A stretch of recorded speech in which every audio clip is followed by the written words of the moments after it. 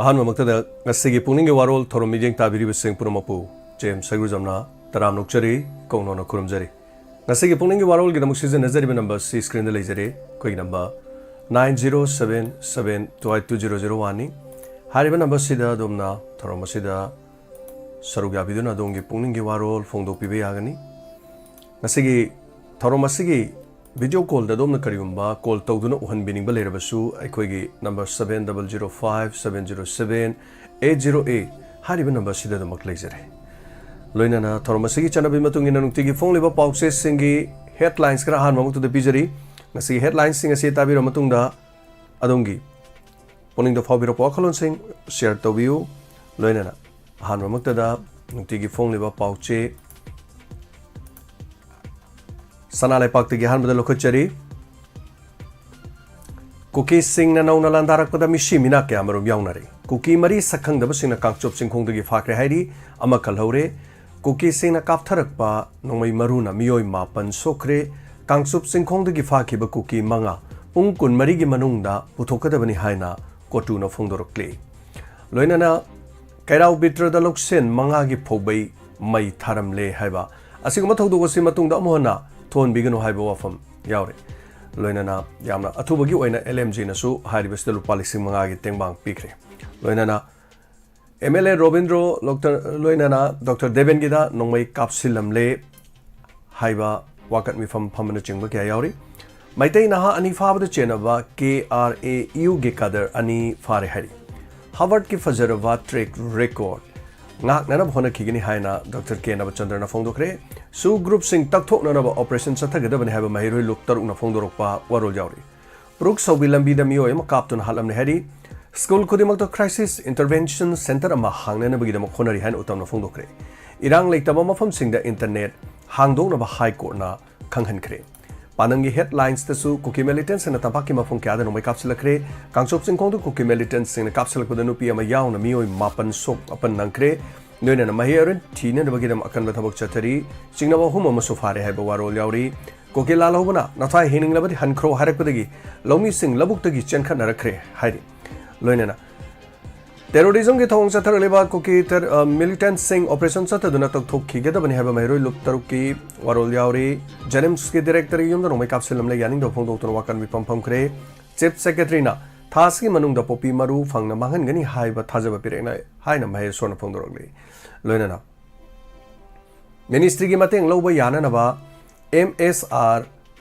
LM की मनुंग the यावबियो हाइना N बदना ना फोंग दोरगले इरांग लेता मफम द इंटरनेट हांगनबा कोना खंगन क्रे हाबा चमाना बोरो यावरी इंटरनेट सर्विस की खुदोंग चाबा थिंगजनदुना थंबना महिरोय सिंगदे यामना चाव खुदोंग चादबा मायोक ना हले हना डॉक्टर के नबचंद्र ना फोंदोखरे कोलन कैंसर स्टेम सेल सिंग आथोप ngamlaba पर्पल आलू तंपाकी मफम सिंगदा फंगहना ना होनरगन हना डॉक्टर सेंजम जेनस ना फोंदोखरे लोइनाना कांगलेपाक की मैरा की हेडलाइंस सो कांगचिप सिंग खोंगदा कुके मिलिटेंट सिंग नोमै कापसलकपदा अमदि लांदारापदा पुलिस अमा VDF अमा नुपी अमा यावना मियोय तरा सोखरे हरी मफौदा मनाकता कुकी मिलिटेंट सिंग नोमै कापनबदा खुलंगाक अनि सोखले कुकी अहुम सिरंगनी हाइना चिंगनरी ऑपरेशन सथबदा चिंगनबा मियोय अहुम अमसो फारे हाइबा वाफम सु चनरिबा कुकी लालोक सिंग तकथोकना नमगिदमक अकनबा ऑपरेशन लेप्तना पांगथोकदबनी हाइबा महिरोय लुपतो दरुना फोंदोखरे LMG ना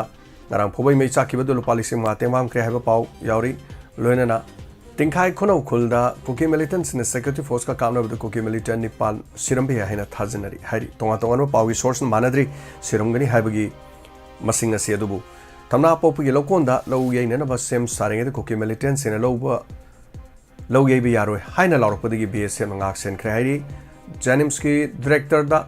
amade robindro gi yum da sakang da basina no mai kapsilam le haiba warolasi tonga tongan bang asi pauxe singda yauri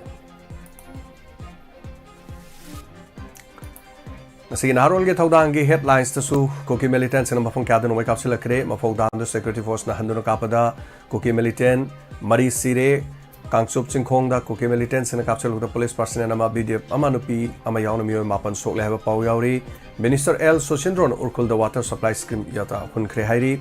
loina MLA K Robindro amadi director Deven Gim da nongmai kapsile haba gari da nongmai maru pan bagi photo na chingba yauri moyo ningthau ngawru kurkamgi ningsing nungbi ama maikhum hangdokre loinana November 9 phawda mahiroi ani puthokpa ngamdrabadi kan makhongjang sangsilagan hena JSC na phongdorli irang leitom famda mobile internet phangana bhai kona khangan kraiba chamana ba pau yauri loinana Manipur HC Human Rights Commission na home yauna makok thongmasing ai ba pakhom pirakna ba khangan kre Mosuna Manipur University ki admission process ko tak tiki thingin kre haiba pausi yauri loinana Sangai Express ki headlines tasu kharpi jage mafam kya da ko ki na landarak puni mi utara mathoi sokre haiba pau yauri loinana ot nei raga tan thorokpa asi YL phanghan biu haiba Warol amasu yauri masi khakta natana mairo ani thadorona ba wakan bi fam kre ani fakre haiba yauri loinana BTU gi ahan ba convention pangthokre haiba Warol aduga wana uzaraga paiduna thamba lomi amagi phobai mai thadok piram haiba photo go kona na phongli masida natana nukti gi phongba pause huya lan pau gi su chamana ba pauda megi ahum da horokhiba Manipur gi tamthirba lan khara nem tharo matungda uchi da mohanjile ko ki militant sing ma phom hong da nomai kamna kre khothongna kre security ani loinana nupi ama yauna mioi mapan sokle Bolero da lakpa nupi ani yauna mioi manga gi manung da mari kangsop singkhong da mop amagi khutta ta kre asokpa ama Dimapur da laikat nari haiba police na pirakpa report ama su yauri mapong khangdriba vinas samadi Anthony gi thodok ta chena bani haba chingnaba KRAU gi kadarani far heri loinana MLA K Ravindra gi yumda nomai kapsilamle Janims gi director da nomai kalheba chamana pau yauri ima gi mairana governor unaduna ling thoingambi amadi hamanjit khaksang phangan bi vinas samadi Anthony hingam phangan bi haijakre loinana mioi ama nomaina kaptuna halamle hari hoju phabugi masak maming khamung amdri hari besi kamo flaseli makhomokut punsilami haiba ofam yauri loinana angang anigi thodo asigi dama JC na mifam pangthokadori nupam sani gi langla langjin lenga na thuma tawna puthokadoni mahiroi lup taru loinana terrorism chathari basu kuke lalom sing tawthok na bakhana operation lep tana pangthokani misam natana lenga ta phawa sinar laba makhoi gi mathak te action lokpa ngam da bahai che so bo hangam oiri hak thengna ba paudam ingorok chingmangi khunja sing haiba Warol yauri loinanga si loiselakpa da pona phangi headlines te kuke lalom sing na district ahungi maitai khul sing da mona landara kre kangchup ta kaselakpa da police personnel amadi nupi yauna mioi mapan sokle kuki mari mangkhre amana furga siri haidun hundok lamle hari atilep kotu na pongdorokpa Warol ni Lomi sin lo yering edon we kapsilak re haiba wafam sing social welfare na school college sing dadra kamari leinaba CIC amamam lehna na bagi damakta pandam thamli utam na phongdokre loinana center na kuki gi dimana amasung mapung phana phanghandaba da ITLF na pendra phongdokre hari amarom da chief secretary na bemba thasi popi pamisi mangalagani hairek lehna me sona phongdok wafam yengna bagi khata amohanna sungshin gumsi haumina phongdok Warol masini aduga October ki tareta Hamas ki leader singna mi lising kaya chinhai oina order tawki haiba Warol yauri Israel na Gaza Strip kudum chansinna bagi damakta kanchilaga thamgadori haiba wafam yauri Palestine sing Israel gi tank singna landaduna awang Gaza thadok laga kharom da mathai hingna bagi damakta chena bagi photo na chingba yauri loina na Hamas ki leader na bunker da lo laga commander sing Shina na balanbung da thadok li hain Israel defense minister na phongdorokli loina na mapong nomiki khudol oina pirakhiba grenade pokhai ba Ukraine gi top official laikhidre haiba pause yaur masini nungti gi phone liba pause singi headlines kranga si thamjarabada ngasi puning gi Warol gi thorom sigi ahoba maktada adomadongi mot phongdok piu adomadom na phobira pawa kholon sing share tobiyo ko gi number hangdok chaduna leijare mayam call tawdaba tobi gon ngarang di thorom si lepani harubadagi call mayam toksan biri mai tawduna ngasi so dum thorom si call tobiyo call tawdragadi thorom si thamubugi kanaba leiti tawbudi internet nani internet yadabna maram orkan de khoide ayamba view sing internet ta su leiba haiba du tv mamang do phambiri basing mayam su call tawiduna adom puning the fawa khalon sing do share tobiyo gana sana samna sar fawgumba mina saningai oiba maru oiba pot sing mai thadok pasidi yamna nongai jedi ahak pache rak pigedabani chumani thagachari Facebook ta link sin birliba asi yahan bagi yam link sin birak papunamapu taram lokchari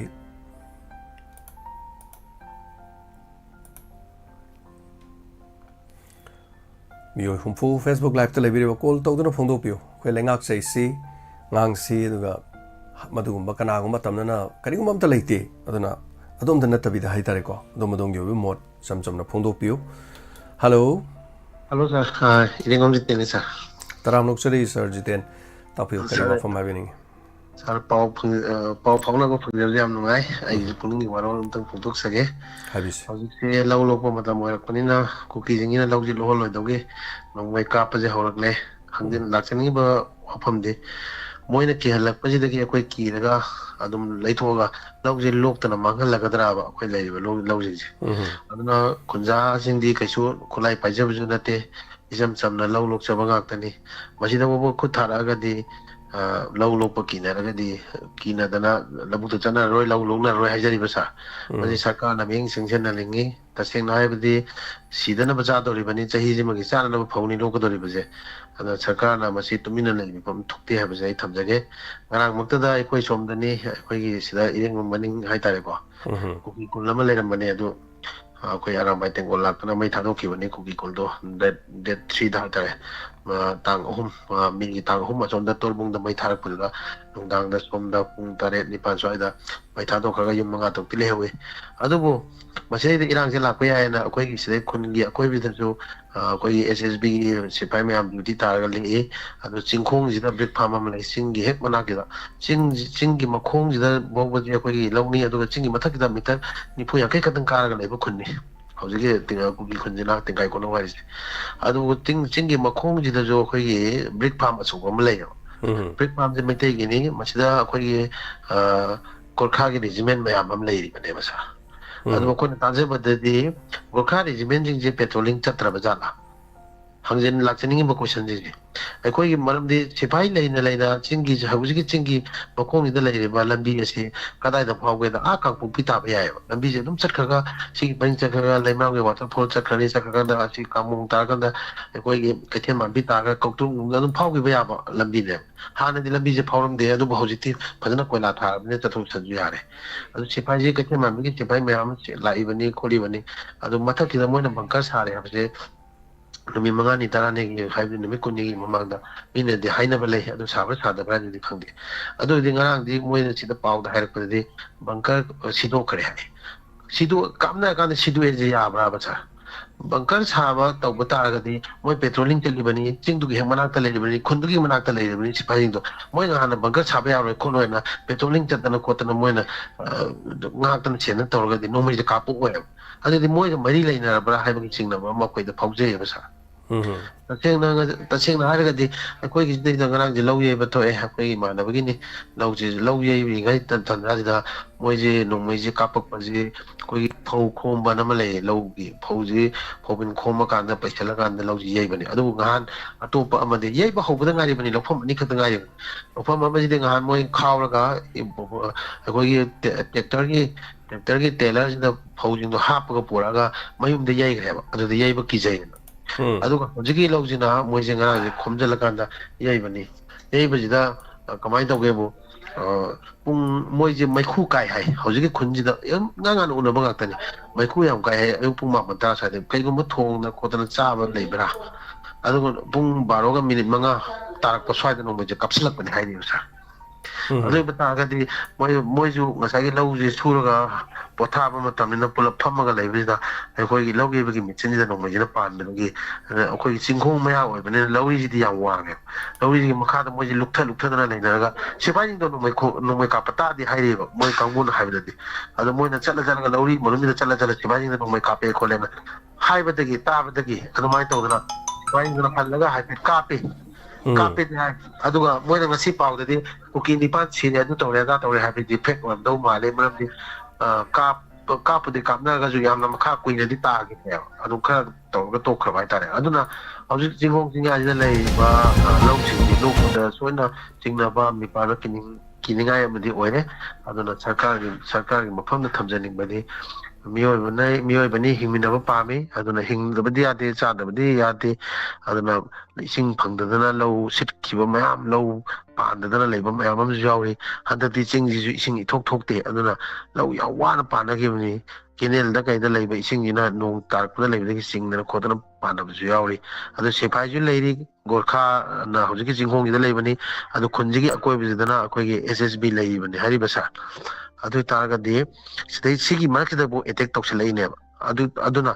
Gorkha ꯂꯩꯔꯤꯕꯁꯤꯡꯁꯤꯅ ꯇꯣꯏꯅ ꯈꯨꯟꯁꯤꯡꯗ coping operation ꯇꯧꯕꯅ ꯈꯣꯠꯇꯅ ꯇꯧꯕ ꯇꯥꯔꯒꯗꯤ ꯂꯩꯕ ꯉꯝꯃꯣꯏ ꯍꯥꯏꯕꯁꯦ ꯑꯩ ꯊꯝꯖꯅꯤꯡꯉꯤ ꯑꯗꯨ ꯅꯠꯇꯕꯤꯗ ꯃꯣꯏ ꯂꯩꯔꯤ ꯍꯥꯏꯔꯒ ꯃꯣꯏꯅ ꯅꯣꯡꯃꯩ ꯀꯥꯞꯄꯛꯏꯗꯣ ꯀꯔꯤꯒꯤꯅꯣ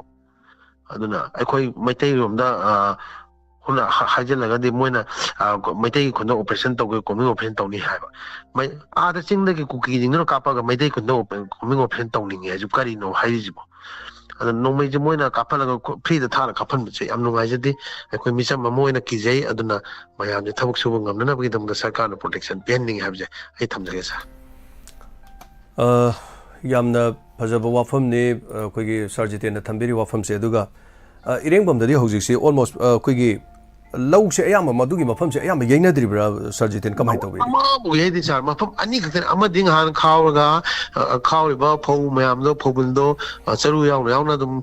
ꯌꯩꯗꯕꯤꯗ ꯇ꯭ꯔꯦꯛꯇꯔꯗ ꯍꯣꯜꯂꯒ ꯃꯌꯨꯝꯗ ꯌꯩꯈ꯭ꯔꯦꯕ ꯍꯧꯖꯤꯛꯀꯤꯅ ꯑꯅꯤꯁꯨꯕ ꯌꯩꯕꯅꯦꯕ ꯌꯩꯕꯁꯤꯗ ꯉꯍꯥꯟꯁꯦ ꯄꯩꯁꯜꯂꯒ ꯉꯔꯥꯡꯁꯦ ꯌꯩꯕ ꯀꯥꯟꯁꯤꯗ ꯅꯣꯡꯃꯩꯁꯦ ꯄꯨꯡ 1:05 ꯁ꯭ꯋꯥꯏꯗ ꯀꯥꯞꯊꯔꯛꯄꯅꯦꯕ ꯑꯗꯨꯒ ꯌꯩꯕꯁꯨ ꯂꯣꯏꯔꯛꯇ꯭ꯔꯦꯕ ꯑꯗꯨꯒ ꯂꯧ ꯌꯩꯕ ꯌꯥꯎꯔꯤꯕ ꯅꯨꯄꯤ ꯑꯉꯥꯡꯁꯤꯡꯅ ꯋꯥꯟꯊꯗꯅ ꯇꯧꯕꯗꯒꯤ ꯗ꯭ꯔꯤꯞ ꯌꯥꯟꯕ ꯈꯣꯠꯄ ꯃꯌꯥꯝ ꯑꯃ ꯌꯥꯎꯅꯔꯤꯑꯕ ꯌꯥꯝ ꯑꯗꯣ ꯅꯨꯡꯉꯥꯏꯇꯦ ꯍꯧꯖꯤꯛ ꯑꯗꯨꯅꯤ ꯑꯗꯨꯒ ꯇꯧꯔꯤꯁꯤ ꯁꯤꯒꯤ ꯃꯔꯛꯁꯤꯗ ꯑꯩꯈꯣꯏꯅ ꯅꯨꯡꯁꯥ ꯊꯤꯕ ꯑꯩꯅꯗꯤ ꯍꯥꯏꯖꯕꯗꯤ ꯂꯩꯈ꯭ꯔꯦꯕ ꯃꯌꯥꯝꯅ ꯁꯦꯛꯁꯟꯁꯦ ꯃꯔꯝꯗꯤ ꯃꯣꯏ ꯂꯧꯁꯤꯅ ꯃꯨꯜꯂꯛꯄ ꯃꯇꯝ ꯑꯩ ꯍꯥꯟꯅꯗꯤ ꯍꯥꯏꯖꯈ꯭ꯔꯦꯕ ꯊꯥꯎ ꯆꯥꯏꯔꯛꯈꯤꯅꯤ ꯐꯧꯗ ꯃꯩ ꯊꯥꯔꯛꯈꯤꯅꯤ ꯃꯣꯏ ꯑꯗꯨꯕꯨ ꯍꯦꯛ ꯆꯤꯡꯒꯤ ꯃꯌꯥꯁꯤꯗ ꯍꯧꯖꯤꯛꯀꯤ ꯀꯨꯀꯤ ꯈꯨꯟꯁꯦ ꯑꯃꯈꯛꯇꯅꯦꯕ ꯍꯧꯖꯤꯛꯀꯤ ꯇꯤꯡꯒꯥꯏ ꯈꯨꯅꯧ ꯍꯥꯏꯔꯤꯁꯦ ꯑꯩꯈꯣꯏꯒꯁꯨ ꯃꯣꯏꯅ ꯑꯗꯨꯝ ꯈꯪꯅꯩ ꯆꯥꯟꯅꯩ ꯑꯩꯈꯣꯏꯒꯤ ꯃꯔꯨꯞ ꯃꯄꯥꯡ ꯑꯗꯨꯝ ꯂꯩꯅꯔꯤꯕꯅꯤ ꯂꯨꯍꯣꯡ ꯈꯣꯡꯗꯣꯡꯕꯗ ꯃꯣꯏꯒ ꯑꯗꯨꯝ ꯕꯥꯇꯣꯟ ꯇꯧꯅꯔꯤꯕꯅꯤ ꯀꯅꯥꯅ ꯀꯩꯅꯣꯁꯤ ꯂꯣꯏ ꯈꯪꯉꯤꯕꯅꯤ ꯈꯨꯟꯒꯤ ꯅꯤꯡꯊꯧꯅ ꯀꯔꯤꯅꯣ ꯑꯗꯩ ꯑꯩꯈꯣꯏꯒ ꯂꯣꯏ ꯁꯛ ꯈꯪꯅꯕ ꯉꯥꯛꯇꯅꯦꯕ ꯃꯣꯏꯗꯤ ꯑꯗꯨꯒ ꯃꯣꯏꯒ ꯇꯧꯔꯒ ꯂꯥꯜꯍꯧꯕꯗꯨ ꯂꯥꯛꯑꯒ ꯂꯥꯜꯍꯧꯕꯅ ꯇꯧꯕ ꯑꯣꯏꯒꯅꯤ ꯃꯣꯏꯗꯤ ꯅꯣꯡꯃꯩꯗꯤ ꯄꯥꯏꯕ ꯅꯠꯇꯦ ꯑꯗꯨꯕꯨ ꯃꯣꯏꯁꯨ ꯁꯤꯗꯩꯗ ꯕꯪꯀꯔ ꯁꯥꯖꯤꯜꯂꯛꯏꯕ ꯈꯣꯠꯆꯤꯜꯂꯛꯏꯗꯣ ꯁꯤꯐꯥꯏꯁꯤꯡꯗꯣ ꯃꯣꯏꯗ ꯆꯤꯡꯈꯣꯡꯗ ꯂꯩꯔꯒ ꯃꯣꯏꯅ ꯕꯪꯀꯔ ꯁꯥꯍꯜꯂꯤꯗꯨꯒꯤ ꯃꯔꯝꯁꯦ ꯀꯔꯤꯅꯣ ꯁꯤꯅꯤꯗ ꯑꯗꯣ ꯉꯔꯥꯡ ꯕꯪꯀꯔ ꯁꯤꯗꯣꯛꯑꯦꯁꯤꯗꯤ ꯇꯥꯅꯤꯡꯗꯕ ꯋꯥꯅꯦꯕ ꯃꯣꯏ ꯅꯍꯥꯟ ꯁꯥꯖꯤꯜꯂꯛꯄ ꯃꯇꯝꯗ ꯀꯩꯗꯧ ꯂꯩꯒꯦꯕ ꯃꯣꯏ ꯆꯤꯡꯈꯣꯡꯗꯨꯗ ꯂꯩꯔꯤꯕꯅꯦꯕ ꯃꯣꯏ ꯄꯦꯇ꯭ꯔꯣꯂꯤꯡ ꯆꯠꯂꯤꯕꯅꯦꯕ ꯃꯣꯏ ꯄꯦꯇ꯭ꯔꯣꯂꯤꯡ ꯆꯠꯂꯤ ꯍꯧꯖꯤꯛꯀꯤ ꯈꯨꯟꯗꯨꯗꯗꯤ ꯃꯣꯏ ꯅꯣꯡꯃꯇ ꯀꯥꯕ ꯎꯗꯦ ꯃꯣꯏꯅ ꯈꯨꯜꯂꯛꯇ ꯒꯥꯔꯤꯁꯦ ꯇꯞꯅ ꯊꯧꯅ ꯄꯨꯡ 12ꯗ ꯑꯃꯗ ꯑꯗꯨꯝ ꯅꯨꯄꯤ ꯑꯉꯥꯡꯁꯤꯡꯁꯦ ꯑꯗꯨꯝ ꯅꯨꯡꯗꯥꯡꯁꯨ ꯀꯩꯁꯨ ꯂꯣꯏꯅ ꯀꯝꯃꯨꯅꯤꯇꯤ ꯍꯣꯜꯗ ꯂꯦꯛꯑꯦꯕ ꯑꯩꯈꯣꯏꯒꯤ ꯈꯨꯜꯂꯛꯁꯤꯗ ꯑꯣꯏꯅ ꯄꯦꯇ꯭ꯔꯣꯂꯤꯡ ꯆꯠꯂꯦꯕ ꯑꯗꯣ ꯑꯥꯗ ꯕꯪꯀꯔꯗꯣ ꯁꯥꯏ ꯍꯥꯏ ꯁꯥꯗꯦ ꯍꯥꯏ ꯀꯟꯐꯥꯔꯝꯗꯤ ꯇꯧꯗ꯭ꯔꯦ ꯑꯗꯨꯕꯨ ꯉꯔꯥꯡꯗꯤ ꯀꯟꯐꯥꯔꯝ ꯇꯧꯔꯦꯕ ꯕꯪꯀꯔ ꯂꯩꯔꯤꯁꯦ ꯃꯔꯝꯗꯤ ꯕꯪꯀꯔ ꯁꯤꯠꯇꯣꯛꯈ꯭ꯔꯦ ꯍꯥꯏꯔꯤꯑꯕ ꯑꯗꯨꯅ ꯇꯥꯛꯄꯗꯤ ꯃꯣꯏꯅ ꯌꯥꯔꯒ ꯁꯥꯍꯜꯂꯤꯔ ꯁꯤꯅꯤꯗ ꯕꯪꯀꯔꯗꯣ ꯍꯪꯕ ꯌꯥꯕ ꯀꯣꯏꯁꯟꯅꯦꯕ ꯁꯥꯔ ꯑꯗꯨꯒ ꯇꯁꯦꯡꯅ ꯍꯧꯖꯤꯛ ꯂꯧꯁꯤ ꯂꯣꯛꯄ ꯍꯧꯕꯗ ꯉꯥꯏꯔꯤ ꯂꯧꯁꯤꯗ ꯃꯣꯏ ꯊꯥꯎ ꯆꯥꯏꯔꯛꯈꯤꯅꯤ ꯃꯩ ꯊꯥꯔꯛꯈꯤꯅꯤ ꯑꯗꯩ ꯃꯥꯡꯍꯜꯂꯛꯈꯤꯅꯤ ꯇꯨꯞꯍꯜꯂꯛꯈꯤꯅꯤ ꯃꯤ ꯀꯤꯍꯜꯂꯛꯈꯤꯅꯤ ꯐꯧꯁꯦ ꯆꯥꯕ ꯐꯪꯍꯟꯗ꯭ꯔꯀꯥꯟꯗꯅ ꯈꯜꯂꯤꯅꯦꯕ ꯑꯗꯩ ꯃꯔꯛ ꯑꯃꯗꯤ ꯑꯩꯈꯣꯏ ꯏꯁꯤꯡꯁꯨ ꯊꯛꯎꯗ꯭ꯔꯦꯕ ꯆꯤꯡꯒꯤ ꯏꯁꯤꯡ ꯆꯤꯡꯗꯒꯤ ꯂꯥꯛꯄ ꯏꯁꯤꯡꯒꯤꯅꯦꯕ ꯑꯩꯈꯣꯏ ꯊꯛꯅꯔꯤꯕ ꯆꯥꯅꯔꯤꯕ ꯇꯧꯅꯔꯤꯕꯁꯤꯡꯁꯦ ꯁꯤꯗꯩꯗ ꯑꯩꯈꯣꯏꯅ ꯍꯨ ꯅꯨꯡ ꯀꯔꯤ ꯀꯔꯥ ꯍꯥꯞꯄꯛꯀꯗ꯭ꯔꯥ ꯈꯣꯠꯂꯛꯀꯗ꯭ꯔꯥ ꯍꯥꯏꯕꯒꯤ ꯀꯅꯥꯁꯨ ꯏꯁꯤꯡ ꯊꯛꯅꯗꯕ ꯈꯣꯠꯄ ꯃꯌꯥꯝ ꯑꯃꯁꯨ ꯂꯩꯈ꯭ꯔꯕꯅꯦꯕ ꯃꯃꯥꯡꯗ ꯂꯥꯟ ꯍꯧꯔꯛꯄ ꯃꯇꯝꯗ ꯑꯗꯨ ꯇꯁꯦꯡꯅ ꯍꯥꯏꯔꯒꯗꯤ ꯃꯤꯑꯣꯏꯕꯒꯤ ꯇꯥꯡꯅ ꯄꯣꯛꯄ ꯃꯤꯑꯣꯏꯕꯒꯤ ꯄꯨꯟꯁꯤꯅꯤ ꯀꯌꯥꯝ ꯁꯥꯡꯅ ꯍꯤꯡꯗꯣꯏꯅꯣ ꯑꯩꯈꯣꯏꯕꯨ ꯆꯍꯤ 200-300 ꯍꯤꯡꯈꯤꯗ꯭ꯔꯥ ꯂꯩꯔꯤꯉꯩ ꯃꯇꯝꯁꯤꯗ ꯑꯩꯈꯣꯏ ꯄꯨꯛꯆꯦꯟ ꯈꯣꯏꯖꯟ ꯇꯤꯟꯅꯅ ꯅꯨꯡꯁꯤ ꯆꯥꯟꯅꯅ ꯍꯤꯡꯕꯗꯨꯗꯤ ꯄꯥꯝꯃꯤ ꯀꯨꯀꯤ ꯏꯆꯤꯜ ꯏꯅꯥꯎꯁꯤꯡꯗ ꯑꯩꯅ ꯑꯄꯤꯜ ꯇꯧꯅꯤꯡꯕꯗꯤ ꯑꯩꯈꯣꯏ ꯁꯤꯗꯧ ꯄꯨꯟꯁꯤ ꯉꯥꯛꯇꯅꯤ ꯂꯣꯏꯅꯃꯛ ꯁꯤꯔꯀꯥꯟꯗ ꯃꯣꯏ ꯈꯛꯇ ꯍꯤꯡꯍꯧꯕꯁꯨ ꯌꯥꯔꯣꯏ ꯑꯗꯨꯒ ꯅꯍꯥꯟꯃꯛꯇꯗ ꯑꯉꯥꯡ ꯐꯥꯈꯤ ꯈꯣꯠꯈꯤ ꯀꯥꯏꯅ ꯇꯧꯕꯗꯨ ꯌꯥꯝꯅ ꯇꯥꯅꯤꯡꯗꯕ ꯋꯥꯅꯦꯕ ꯑꯉꯥꯡ ꯃꯆꯥ ꯀꯩꯁꯨ ꯈꯪꯖꯗꯕ ꯑꯉꯥꯡꯒꯤ ꯑꯗꯨꯝ ꯐꯥꯔꯒ ꯃꯣꯏꯅ ꯍꯥꯠꯄꯤꯔꯤꯗꯨꯕꯨ ꯃꯣꯏꯁꯤꯕꯨ ꯂꯥꯏꯅꯤꯡꯉꯤ ꯏꯁꯣꯔ ꯀꯤ ꯑꯗꯨꯅꯤ ꯑꯗꯥꯅꯦꯗꯤ ꯍꯥꯏꯔꯒ ꯃꯣꯏꯅ ꯇꯧꯔꯤꯗꯨ ꯌꯥꯝ ꯇꯥꯅꯤꯡꯗꯕ ꯌꯥꯝ ꯌꯥꯎꯔꯤꯕ ꯑꯗꯨꯅ ꯑꯩꯈꯣꯏꯒꯤ ꯃꯩꯇꯩꯒꯤ ꯇꯁꯦꯡꯅ ꯃꯣꯏ ꯀꯨꯀꯤꯒꯤ ꯑꯩ ꯉꯥꯏꯍꯥꯛꯇꯪꯗꯤ ꯀꯨꯏꯔ ꯃꯥꯜꯂꯦ ꯁꯥꯏꯅ ꯉꯥꯡꯖꯔꯤꯁꯦ ꯍꯣꯏ ꯍꯣꯏ ꯑꯩꯈꯣꯏꯒꯤ ꯁꯥꯏꯇꯣꯜꯗ ꯑꯍꯟ ꯋꯥꯈꯜ ꯆꯣꯏꯕ ꯃꯥꯟꯕ ꯅꯨꯄꯤ ꯑꯃ ꯊꯣꯛꯂꯛꯏ ꯃꯩꯇꯩ ꯅꯨꯄꯤꯁꯤꯡꯁꯤꯅ ꯐꯥꯔꯀꯥꯟꯗ ꯃꯥꯁꯦ ꯄꯨꯂꯤꯁꯇ ꯁꯤꯟꯅꯈ꯭ꯔꯦ ꯀꯥꯏꯅ ꯍꯥꯏꯕ ꯄꯥꯎꯗꯤ ꯑꯗꯨꯝ ꯇꯥꯕ ꯂꯩꯌꯦꯕ ꯑꯗꯨꯒ ꯀꯩꯒꯨꯝꯕ ꯀꯨꯀꯤ ꯑꯃ ꯆꯪꯉꯛꯄꯗꯨꯗ ꯃꯤꯅ ꯍꯥꯠꯄꯤꯈ꯭ꯔꯅꯤ ꯈꯣꯠꯈ꯭ꯔꯦ ꯀꯥꯏꯅ ꯄꯨꯂꯤꯁꯇ ꯑꯗꯨꯝ ꯁꯤꯟꯅꯈꯤꯕꯗꯤ ꯂꯩꯔꯤꯑꯕ ꯑꯩꯈꯣꯏ ꯃꯩꯇꯩꯒꯤꯗꯤ ꯀꯨꯀꯤꯒꯤꯅ ꯃꯣꯏꯔꯣꯝꯗ ꯍꯦꯛ ꯍꯥꯏꯖꯤꯜꯂꯛꯄꯁꯦ ꯂꯣꯟꯅ ꯍꯥꯠꯂꯒ ꯃꯣꯏꯁꯦ JCB ꯊꯝꯃꯦ ꯍꯥꯏꯔꯤꯕ ꯊꯣꯛꯂꯛ ꯈꯣꯠꯊꯣꯛꯑꯒ ꯑꯗꯨꯝ ꯃꯤꯗꯤ ꯈꯨꯗꯛꯇ ꯐꯨꯝꯕ ꯈꯣꯠꯄ ꯇꯧꯋꯤ ꯀꯗꯥꯏ ꯐꯥꯎꯕ ꯆꯨꯝꯃꯤꯅꯣꯗꯤ ꯈꯪꯖꯗꯦ ꯁꯥꯔ ꯑꯗꯨ ꯆꯨꯝꯁꯨ ꯆꯨꯝꯃꯝꯗꯧ ꯃꯥꯜꯂꯦ ꯃꯣꯏꯔꯣꯝ ꯆꯪꯈꯤꯕꯁꯤ ꯃꯤ ꯃꯌꯥꯝ ꯃꯥꯡꯈ꯭ꯔꯕꯅꯦ ꯃꯌꯥꯝ ꯃꯁꯛ ꯈꯪꯗꯅ ꯃꯥꯡꯗꯅ ꯇꯥꯗꯅ ꯃꯌꯥꯝ ꯂꯩꯈ꯭ꯔꯕꯅꯦ ꯑꯗꯨ ꯃꯣꯏꯅ ꯑꯗꯩ ꯍꯧꯖꯤꯛ ꯁꯔꯀꯥꯔꯅ ꯀꯔꯤ ꯐꯤꯕꯝꯗ ꯌꯦꯡꯕꯤꯔꯤꯕꯅꯣ ꯑꯩꯈꯣꯏ ꯃꯣꯏ ꯃꯆꯥ ꯃꯁꯨ ꯉꯥꯛꯇꯅꯤ ꯁꯔꯀꯥꯔꯗꯤ ꯑꯩꯈꯣꯏꯗꯤ ꯏꯄꯥꯅꯤ ꯏꯄꯨꯅꯤ ꯍꯥꯏꯅꯔꯤꯕꯅꯦꯕ ꯑꯗꯨ ꯑꯣꯏꯇꯥꯔꯗꯤ ꯃꯣꯏꯅ ꯁꯨꯃꯥꯏꯅ ꯁꯨꯝ ꯌꯥꯏꯅ ꯂꯝ ꯍꯦꯜꯍꯜꯂꯒ ꯊꯝꯃꯗꯤ ꯌꯥꯔꯣꯏꯕ ꯁꯥꯔ ꯃꯁꯤ ꯁꯤꯗꯩꯗ ꯁꯥꯎꯕꯒꯤ ꯉꯝꯈꯩ ꯄꯪꯈꯩ ꯂꯣꯏꯈꯤꯗꯅ ꯑꯩꯈꯣꯏ ꯃꯌꯥꯝꯁꯦ ꯇꯧꯔꯒ ꯊꯣꯛꯇꯅ ꯑꯩꯈꯣꯏꯁꯤ ꯄꯨꯂꯞ ꯆꯪꯁꯤꯜꯂꯒ ꯍꯦꯛꯇ ꯊꯥꯡꯅ ꯌꯥꯟꯊꯠꯅꯗꯅ ꯇꯧꯔꯛꯑꯒꯗꯤ ꯁꯣꯏꯅ ꯁꯤꯚꯤꯜ ꯋꯥꯔ ꯊꯣꯛꯑꯒꯗꯤ ꯕꯦꯔꯥ ꯀꯥꯅꯤ ꯑꯗꯨꯅ ꯁꯔꯀꯥꯔꯅꯁꯨ ꯈꯔ ꯄ꯭ꯔꯣꯇꯦꯛꯁꯟꯁꯦ ꯇꯧꯕꯤꯕ ꯑꯗꯨ ꯀꯔꯤ ꯃꯔꯝꯗ ꯀꯃꯥꯏꯅ ꯇꯧ ꯂꯥꯟꯁꯤ ꯁꯤꯐꯥꯏ ꯃꯌꯥꯝ ꯑꯃ ꯊꯥꯖꯤꯜꯂꯒꯁꯨ ꯁꯤꯐꯥꯏꯗꯤ ꯃꯌꯥꯝ ꯂꯥꯛꯈ꯭ꯔꯦ ꯍꯧꯖꯤꯛꯐꯥꯎ ꯁꯥꯟꯇꯤ ꯂꯩꯇ꯭ꯔꯤꯕ ꯀꯩꯒꯤꯅꯣ ꯁꯤꯐꯥꯏꯅ ꯉꯥꯛꯑꯒ ꯁꯥꯟꯇꯤꯗ ꯂꯩꯒꯗꯧꯕ ꯅꯠꯇꯦ ꯑꯗꯨꯏ ꯁꯔꯨꯛꯄꯨꯗꯤ ꯄꯣꯂꯤꯇꯤꯀꯦꯜ ꯗꯥꯏꯂꯣग ꯇꯧꯕꯗꯣ ꯐꯣꯔꯦꯟꯗꯅꯤ ꯈꯪꯗꯦ ꯑꯃꯗꯅꯤ ꯈꯪꯗꯦ ꯃꯣꯏꯒꯤ ꯀꯩꯅꯣ ꯇꯧꯔꯀꯥꯟꯗ ꯄꯣꯂꯤꯇꯤꯀꯦꯜ ꯗꯥꯏꯂꯣꯒꯁꯦ ꯇꯧꯔꯀꯥꯟꯗ ꯂꯣꯏꯁꯤꯜꯍꯟꯕꯗꯣ ꯑꯩ ꯄꯥꯝꯃꯤ ꯁꯔꯀꯥꯔꯅꯗꯤ ꯁꯣꯝꯗ ꯁꯤꯐꯥꯏ ꯀꯧꯁꯤꯜꯂ ꯉꯥꯛꯏꯅꯦꯅ ꯇꯧꯔꯦ ꯀꯗꯥꯏꯐꯥꯎꯕ ꯉꯥꯛꯇꯣꯏꯅꯣꯕ ꯂꯣꯟꯅ ꯇꯧꯔꯛꯀꯗꯣꯏꯅꯦꯕ ꯑꯗꯣ ꯑꯩꯈꯣꯏꯒꯤ ꯃꯩꯇꯩꯗꯤ ꯅꯍꯥꯟꯃꯛꯁꯨ ꯑꯦꯁ ꯗꯤ ꯄꯤ ꯑꯣ ꯑꯃ ꯁꯤꯔꯦ ꯃꯣꯔꯦꯒꯤ ꯑꯩꯈꯣꯏꯒꯤ ꯄꯣꯠꯁꯤꯡꯁꯦ ꯇꯞꯅ ꯂꯧꯊꯣꯔꯛꯑꯦ ꯃꯣꯏꯗꯤ ꯃꯊꯤ ꯄꯣꯡꯗꯦꯕ ꯇꯞꯅ ꯍꯥꯠꯂꯦꯕ ꯇꯞꯅ ꯍꯥꯠꯂꯦꯕ ꯁꯨꯝ ꯍꯥꯠꯆꯜꯂꯛꯑꯦꯕ ꯑꯩꯈꯣꯏꯒꯤꯗꯤ ꯀꯨꯀꯤ ꯑꯃꯁꯤꯗ ꯂꯥꯛꯄ ꯃꯥ ꯂꯥꯛꯑꯦ ꯑꯗꯨ ꯇꯧꯋꯦ ꯃꯩꯇꯩꯒꯤ ꯌꯥ ꯂꯥꯎꯔꯦ ꯑꯗꯨꯝ ꯇꯣꯛꯈ꯭ꯔꯅꯦꯕ ꯁꯤꯒꯨꯝꯕ ꯑꯃ ꯂꯩ ꯊꯥꯒꯠꯆꯔꯤ ꯑꯗꯨꯅ ꯍꯣꯏ ꯁꯥꯔ ꯖꯤꯇꯦꯟ ꯊꯦꯡꯛ ꯌꯨ ꯁꯣ ꯃꯆ ꯃꯔꯤꯛ ꯆꯨꯝꯕ ꯋꯥꯐꯝ ꯈꯔꯁꯨ ꯇꯝꯕꯤꯔꯦ ꯑꯗꯨꯒ ꯃꯐꯝ ꯏꯔꯦꯡꯕꯝꯗꯒꯤꯁꯨ ꯍꯥꯏꯇꯥꯔꯦ ꯑꯗꯨ ꯏꯔꯦꯡꯕꯝ ꯊꯣꯛꯄ ꯊꯧꯗꯣꯛꯅꯤꯅ ꯏꯔꯦꯡꯕꯝꯒꯤ ꯄ꯭ꯔꯖꯥ ꯑꯃ ꯑꯣꯏꯅ ꯃꯐꯝꯗꯨꯗ ꯊꯣꯛꯂꯤꯕ ꯊꯧꯗꯣꯛ ꯍꯥꯏꯇꯥꯔꯦ ꯑꯩꯈꯣꯏꯒꯤ ꯒ꯭ꯔꯥꯎꯟ ꯔꯤꯌꯦꯂꯤꯇꯤ ꯑꯁꯦꯡꯕ ꯃꯐꯝꯗꯨꯗ ꯊꯣꯛꯂꯤꯕ ꯊꯧꯗꯣꯛꯇꯨ ꯃꯌꯥꯝꯗ ꯇꯝꯕꯤꯕ ꯈꯪꯍꯟꯕꯤꯕ ꯁꯤꯒꯤꯗꯃꯛ ꯊꯥꯒꯠꯆꯔꯤ thank you so much sir Jiten thank you ꯃꯁꯤꯅꯤ ꯑꯩꯈꯣꯏꯒꯤ ꯏꯔꯦꯡꯕꯝꯗꯒꯤꯅꯤ ꯑꯩꯈꯣꯏ ꯁꯥꯔ ꯖꯤꯇꯦꯟꯁꯦ ꯑꯗꯨꯒ ꯏꯔꯦꯡꯕꯝꯗꯅꯤ ꯉꯔꯥꯡ ꯊꯣꯛꯏꯕ ꯊꯧꯗꯣꯛꯁꯦ ꯃꯐꯝꯗꯨꯗ ꯕꯤ ꯑꯦꯁ ꯑꯦꯐ ꯂꯩ ꯑꯗꯨ ꯃꯈꯣꯏꯁꯤꯡ ꯑꯁꯤꯅ ꯑꯩꯈꯣꯏꯒꯤ ꯃꯩꯇꯩꯒꯤ ꯈꯨꯟꯗ ꯑꯣꯏꯅ ꯄꯦꯇ꯭ꯔꯣꯂꯤꯡ ꯆꯠꯂ ꯀꯔꯤ ꯀꯥꯟꯅꯗꯣꯏꯅꯣ ꯃꯊꯛꯇ ꯂꯩꯔꯤꯕ ꯕꯪꯀꯔꯁꯨ ꯍꯧꯖꯤꯛ ꯕꯪꯀꯔ ꯒꯥꯏꯁꯤꯗꯤ ꯑꯩꯈꯣꯏ ꯍꯥꯟꯅꯁꯨ ꯑꯗꯨꯝ ꯍꯥꯏꯖꯈꯤꯕꯗꯨꯅꯤ ꯕꯪꯀꯔꯕꯨ ꯀꯩꯅꯣ ꯍꯧꯖꯤꯛꯀꯤ ꯕꯪꯀꯔꯁꯤꯗꯤ ꯅꯣꯡꯃꯗ ꯑꯗꯨꯝ ꯁꯥꯕ ꯌꯥꯕ ꯕꯪꯀꯔꯅꯤ ꯍꯥꯏꯖꯔꯤꯕ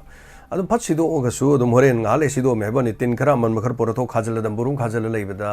ꯄꯨꯡ ꯑꯃ ꯆꯪꯗꯧ ꯅꯠꯇꯦꯕ ꯈ꯭ꯋꯥꯏꯗꯒꯤ ꯂꯨꯔꯤꯗꯤ ꯕꯪꯀꯔ ꯁꯥꯖꯤꯜꯂꯒ ꯅꯣꯡꯃꯩ ꯄꯥꯏꯔꯒ ꯑꯐꯕ ꯅꯣꯡꯃꯩ ꯃꯗꯨꯅ ꯃꯤꯌꯥꯝꯗ ꯀꯥꯞꯊꯔꯛꯄꯗꯨꯅꯤ ꯑꯗꯣ ꯉꯔꯥꯡꯁꯨ ꯍꯣꯏ ꯃꯐꯝ ꯑꯃꯗ ꯑꯩꯈꯣꯏ ꯀꯣꯂꯔ ꯑꯃꯅ ꯍꯥꯏꯕꯤꯔꯛꯈꯤꯕꯗꯨꯅꯤ ꯆꯦꯟꯈꯠꯍꯧꯔꯣ ꯅꯠꯇ꯭ꯔꯗꯤ ꯑꯐꯕ ꯑꯣꯏꯔꯣꯏ ꯅꯣꯏ ꯍꯥꯏꯔꯛꯇꯅ ꯍꯥꯏꯌꯦꯅ ꯍꯥꯏ ꯃꯗꯨ ꯁꯣꯛꯍꯧꯗ꯭ꯔꯦ ꯀꯣꯟꯅꯪꯗ ꯀꯃꯥꯟꯗꯣ ꯑꯃꯗꯤ ꯕꯤ ꯑꯦꯁ ꯑꯦꯐꯅ ꯇꯧꯗꯅ ꯉꯥꯛꯄꯗꯒꯤ ꯂꯧ ꯃꯗꯨꯒꯤ ꯉꯥꯛ ꯁꯦꯟꯗꯅ ꯇꯧꯈ꯭ꯔꯦ ꯑꯩꯅ ꯁ꯭ꯀ꯭ꯔꯤꯟꯗ ꯎꯍꯟꯖꯔꯤꯕꯁꯤ ꯀꯩꯔꯥꯎ ꯕꯤꯇ꯭ꯔꯗꯒꯤ ꯉꯔꯥꯡ ꯃꯩ ꯊꯥꯗꯣꯛꯄꯤꯈꯤꯕ ꯂꯧꯐꯝꯗꯨꯅꯤ ꯑꯗꯨꯒ ꯗꯤꯅꯦꯁ ꯅꯤꯡꯊꯧꯖꯝ ꯐ꯭ꯔꯣꯝ ꯀꯩꯔꯥꯎ ꯕꯤꯇ꯭ꯔ ꯂꯧꯐꯝ ꯀꯩꯔꯥꯎꯒꯤ ꯂꯧꯀꯣꯟꯗ ꯂꯧ ꯁꯪꯒꯝ 5ꯒ ꯂꯧꯁꯦꯟ ꯍꯥꯏꯕ ꯇꯥꯏ ꯄꯟꯖꯔꯕꯗ ꯑꯗꯨꯒ ꯃꯁꯤꯗ ꯑꯩꯈꯣꯏꯒꯤ LMGꯅ ꯈꯨꯗꯛꯀꯤ ꯑꯣꯏꯅ ꯂꯨꯄꯥ 5,000 ꯇꯦꯡꯕꯥꯡꯂꯨꯕꯅꯤ ꯂꯨꯄꯥ 5,000 ꯄꯩꯁꯥꯕꯨꯗꯤ ꯌꯥꯝꯖꯗ꯭ꯔꯒꯁꯨ LMGꯅ ꯈꯨꯗꯛꯀꯤ ꯑꯣꯏꯕ ꯍꯥꯏꯕ ꯇꯥꯏ ꯂꯨꯄꯥ 5,000ꯒꯤ ꯐꯧꯗ ꯋꯥꯜꯂꯁꯨ ꯐꯧ ꯈꯔꯗꯤ ꯑꯗꯨꯝ ꯍꯟꯖꯅꯤ ꯍꯥꯏꯖꯔꯤꯕ ꯑꯗꯣ ꯄꯨꯛꯆꯦꯜ ꯆꯥꯎꯕ ꯃꯌꯥꯝ ꯂꯝꯗꯝ ꯑꯗꯣꯝꯒꯤ ꯃꯤꯌꯥꯝꯅꯁꯨ ꯈꯔ ꯂꯧ ꯊꯪꯅꯔꯤꯕꯁꯤꯡ ꯍꯥꯏꯇꯥꯔꯦ ꯐꯧ ꯕꯣꯔꯥ ꯑꯃꯃꯝꯇꯪ ꯄꯤꯕꯗ ꯑꯗꯨꯝ ꯐꯅꯌꯥꯝ ꯍꯟꯖꯟꯖꯕ ꯑꯗꯨꯝ ꯌꯥꯔꯤ ꯄꯣꯠꯅꯤ ꯍꯤꯡꯃꯤꯟꯅꯕ ꯆꯥꯃꯤꯟꯅꯕ ꯑꯁꯤ ꯑꯗꯨꯝ ꯌꯥꯏ ꯍꯥꯏꯇꯥꯔꯦ ꯃꯣꯏꯁꯨ ꯊꯣꯛꯑꯣꯏ ꯍꯥꯏꯅꯤꯡꯉꯥꯏ ꯂꯩꯄꯣꯟꯇꯦ ꯑꯗꯨꯅ ꯑꯅꯛꯄ ꯁ꯭ꯋꯥꯏꯗ ꯂꯧ ꯈꯥꯎꯈ꯭ꯔꯤꯕ ꯌꯩꯈ꯭ꯔꯤꯕꯁꯤꯡꯁꯤꯅ ꯐꯧ ꯃꯣꯟ ꯑꯃꯃꯝꯗꯪ ꯄꯤꯕꯤꯕꯗ ꯑꯗꯨꯝ ꯐꯅꯌꯥꯝꯗꯤ ꯑꯗꯨꯝ ꯌꯥꯝꯅꯤ ꯍꯥꯏꯇꯥꯔꯦ ꯃꯇꯦꯡꯕꯨ ꯄꯥꯡꯕꯤꯒꯦꯅ ꯍꯥꯏꯔꯒꯗꯤꯀꯣ ꯑꯗꯣ LMGꯅ ꯈꯨꯗꯛꯀꯤ ꯑꯣꯏꯅ ꯂꯨꯄꯥ 5,000 ꯇꯦꯡꯕꯥꯡꯕꯤꯕꯗꯨꯒꯤꯗꯃꯛ LMGꯕꯨ ꯊꯥꯒꯠꯆꯩ ꯑꯗꯨꯒꯤ ꯂꯧꯐꯝꯗꯨꯅꯤ ꯉꯔꯥꯡ ꯃꯩ ꯆꯥꯛꯈꯤꯕꯒꯤ ꯃꯩꯈꯨ ꯋꯥ ꯀꯥꯔꯒ ꯂꯩꯔꯤꯁꯦ ꯃꯌꯥꯝ ꯀꯔꯤ ꯐꯥꯎꯏ ꯁꯦꯅꯥꯄꯇꯤ ꯗꯤꯁꯇ꯭ꯔꯤꯛꯀꯤ ꯑꯣꯏꯅꯗꯤ ꯉꯔꯥꯡꯗꯒꯤ ꯅꯦꯠ ꯌꯥꯔꯦ ꯇꯝꯄꯥꯛꯇ ꯂꯩꯍꯧꯔꯤꯕ ꯃꯌꯥꯝꯒꯤ ꯈꯜꯂꯒꯗꯤ ꯌꯥꯝ ꯅꯨꯡꯉꯥꯏꯖꯗꯦ ꯌꯥꯔꯒꯗꯤ ꯇꯝꯄꯥꯛꯇꯁꯨ ꯅꯦꯠ ꯍꯥꯡꯕꯤꯔꯒꯗꯤ ꯅꯨꯡꯉꯥꯏꯅꯦ ꯇꯥꯛꯄꯤꯔꯤ ꯁꯥꯟꯇ ꯃꯣꯏꯔꯥꯡ ꯁꯥꯟꯇ ꯑꯩꯈꯣꯏꯒꯤ ꯀꯥꯡꯄꯣꯛ ꯉꯥꯛꯄꯤꯒꯅꯤ ꯑꯩꯈꯣꯏꯒꯤ ꯀꯩꯅꯣꯗ ꯂꯩꯕꯤꯔꯕ꯭ꯔꯥ ꯁꯦꯅꯥꯄꯇꯤꯒꯤ ꯖꯒꯥ ꯑꯗꯨꯋꯥꯏꯗꯒ ꯂꯩꯕꯤꯕ꯭ꯔꯥ ꯑꯣꯔ ꯌꯥꯔꯦꯅ ꯍꯥꯏꯔꯤꯁꯦ ꯇꯥꯃꯦꯡꯂꯣꯡꯗꯁꯨ ꯀꯩꯅꯣꯒꯤ ꯌꯥꯔꯦꯅ ꯑꯩꯈꯣꯏꯒꯤ ꯁꯥꯔ ꯑꯅꯟꯅ ꯑꯞꯗꯦꯠ ꯑꯃꯈꯛ ꯄꯤꯕꯤꯔꯛꯏ ꯃꯗꯨꯒꯤꯗꯃꯛꯇ ꯊꯥꯒꯠꯆꯔꯤ ꯁꯥꯔ ꯑꯅꯟ ꯑꯞꯗꯦꯠ ꯄꯤꯕꯤꯔꯛꯄꯁꯤꯒꯤꯗꯃꯛ ꯄꯨꯛꯅꯤꯡꯒꯤ ꯋꯥꯔꯣꯜꯁꯤꯅꯤ ꯃꯌꯥꯝ ꯄꯨꯝꯅꯃꯛ ꯌꯥꯎꯕꯤꯔꯤꯕꯁꯤꯡꯁꯤꯅ ꯑꯞꯗꯦꯠꯁꯦ ꯑꯗꯨꯝ ꯇꯧꯔꯛꯄ ꯇ꯭ꯔꯥꯌꯦꯜ ꯑꯣꯏꯅ ꯇꯥꯃꯦꯡꯂꯣꯡ ꯗꯤꯁꯇ꯭ꯔꯤꯛ ꯍꯦꯗꯀ꯭ꯋꯥꯇꯔꯒꯤ ꯃꯦꯟ ꯕꯖꯥꯔꯗ ꯃꯣꯕꯥꯏꯜ ꯗꯇꯥ ꯁꯤꯖꯤꯟꯅꯕ ꯌꯥꯍꯜꯂꯦ ꯍꯥꯏꯔꯤ ꯑꯗꯨꯅ ꯃꯅꯨꯡ ꯍꯟꯖꯤꯟꯕ ꯖꯒꯥꯁꯤꯡꯗ ꯐꯪꯗꯕꯅ ꯄ꯭ꯔꯖꯥꯁꯤꯡꯗ ꯄꯦꯟꯅꯕꯗꯤ ꯑꯣꯏꯗ꯭ꯔꯦ ꯃꯅꯨꯡꯗꯗꯤ ꯐꯪꯍꯟꯗꯦ ꯍꯥꯏꯔꯤ ꯁꯤꯁꯨ ꯃꯅꯨꯡꯗ ꯐꯪꯗꯗꯤ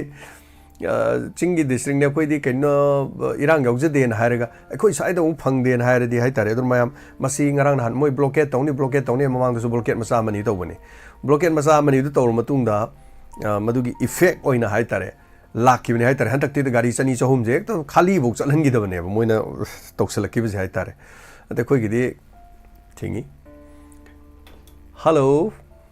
ꯍꯜꯂꯣ ꯑꯩ ꯍꯨꯕꯤ ꯏꯆꯦꯅꯦ ꯑꯍꯥꯟꯕ ꯑꯃꯨꯛꯇꯗ ꯄꯥꯕꯩ ꯀꯥꯏꯈꯨꯝꯅꯕ ꯎꯠꯆꯔꯤ ꯍꯣꯏ ꯇꯥꯃꯨꯆꯔꯤꯁꯦ ꯍꯣꯏ ꯉꯔꯥꯡꯒꯤ ꯊꯧꯗꯣꯛꯇꯣ ꯃꯤ ꯌꯥꯝ ꯁꯣꯛꯅꯔꯦ ꯌꯥꯝ ꯅꯨꯡꯉꯥꯏꯇꯦꯕꯀꯣ ꯑꯗꯨꯒꯤ ꯃꯊꯛꯇꯨꯗ ꯁꯨꯛ ꯌꯥꯝꯅ ꯋꯥꯗꯅ ꯂꯧꯁꯤꯡ ꯎꯕ ꯌꯥꯗꯗꯅ ꯐꯧ ꯐꯥꯎꯕ ꯌꯥꯝ ꯊꯣꯛꯑꯔꯣꯏꯅ ꯈꯪꯅꯗꯅ ꯅꯣꯡ ꯆꯤꯡ ꯆꯨꯗ꯭ꯔꯀꯥꯟꯁꯤꯗ ꯐꯧꯒꯣꯜ ꯃꯩ ꯊꯥꯔꯝꯃꯤꯕ ꯃꯤꯗꯨꯁꯨ ꯀꯔꯝꯕ ꯃꯤꯁꯛꯅꯣ ꯀꯔꯝꯕ ꯃꯤꯑꯣꯏꯅꯣ ꯃꯣꯏꯒꯤ ꯋꯥꯈꯜꯗꯨꯅ ꯀꯔꯤ ꯋꯥꯈꯜ ꯆꯦꯟꯕꯖꯥꯠꯅꯣ ꯍꯥꯏꯕꯅꯤꯗ ꯉꯥꯡꯅꯔꯤꯕ ꯋꯥꯅꯔꯤꯕ ꯇꯧꯅꯔꯤꯕ ꯃꯌꯥꯝꯁꯦ ꯂꯩꯕꯥꯛꯀꯤ ꯏꯔꯥꯡꯁꯦ ꯃꯣꯏꯗꯗꯤ ꯀꯔꯤꯝꯇ ꯐꯥꯎꯗ꯭ꯔꯕ ꯖꯥꯠꯂꯕ Sahi masana balau urini itu ising pangdana injin dana cingba kaya ano ba changrije adugumba thamoi du karamba misakno karamba mino karino ba lepak sa tawrije aduga akoigi yumlakta mai dongoi kapsanba makanna sanara ijina kamain taw jano ngarang ju mayai phalgi oiro dagi akoigi doctor sardiben gi da oiro karino ba akoigi lepak sa tawrije bo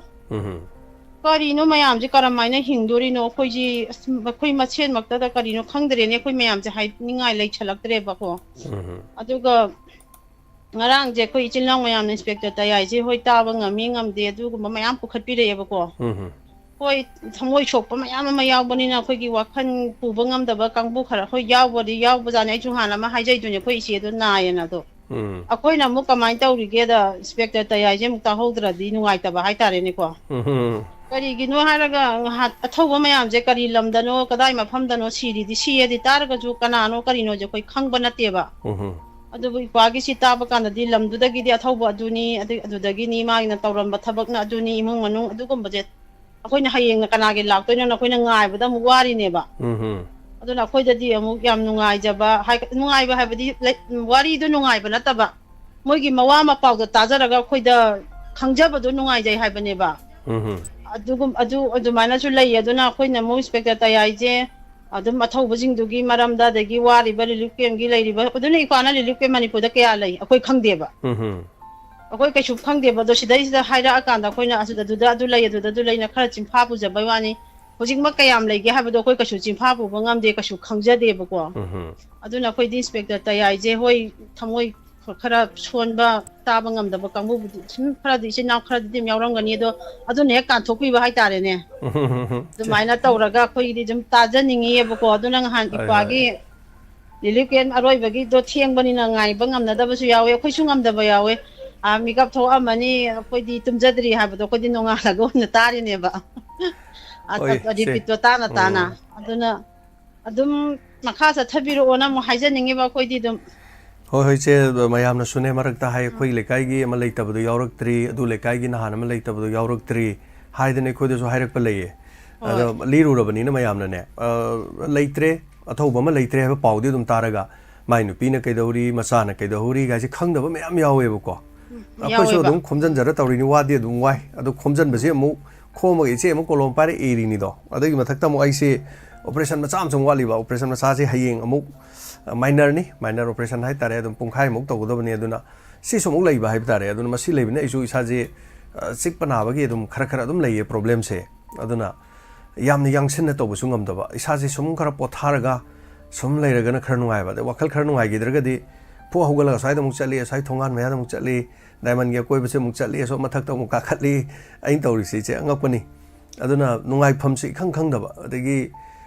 isai ma tawbu do loire pomloi loire hojik subtitle thari isai ju phongo do ba isai se tangtra do phong gen adu gi su yam kan hona ba haiba tare masi su adu gi su ko chen jabane adu tamna dum hona jara ki che matang mi tungina dum wabana dum wabai ojarani khara dum taw jara ke duga yana dum hona jara ge ai tari se ko hoi pa ju na ba ya de adu ju hakchang ju phata ba ya de kan adu ju yeng thok piyo phana bu hona biyo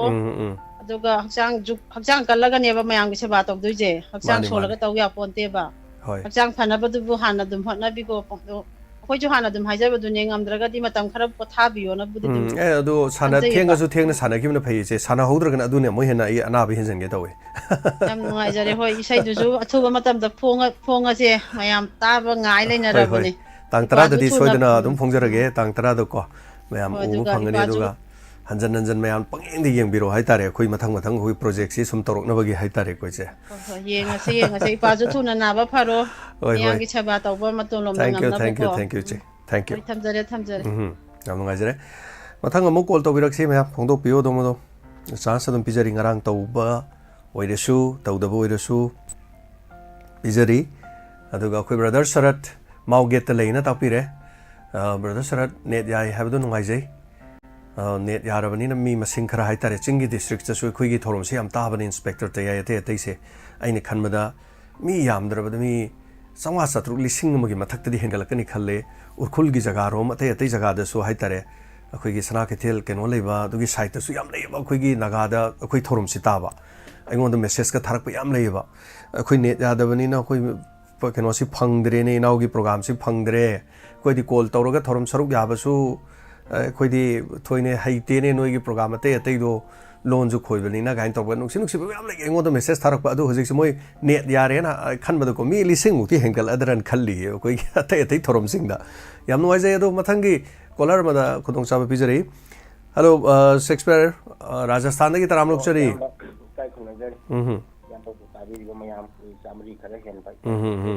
ꯇꯥꯛꯄꯤꯌꯨ ꯌꯥꯝꯕ net ꯌꯥꯔꯦ ꯎꯈ꯭ꯔꯨꯜ ꯁꯦꯅꯥꯄꯇꯤ ꯆꯥꯟꯗꯦꯜ ꯇꯃꯦꯡꯂꯣꯡ ꯍꯥꯏꯔꯤꯕ district 4 ꯑꯁꯤ ꯏꯔꯥꯡ ꯂꯩꯇꯕ ꯃꯐꯝꯅꯤ ꯍꯥꯏꯗꯅ ꯒꯣꯔꯃꯦꯟꯅ ꯔꯦꯀꯣꯒꯅꯥꯏꯖ ꯇꯧꯔꯕ ꯃꯇꯨꯡꯗ ꯃꯅꯤꯄꯨꯔ ꯍꯥꯏ ꯀꯣꯔꯠꯅ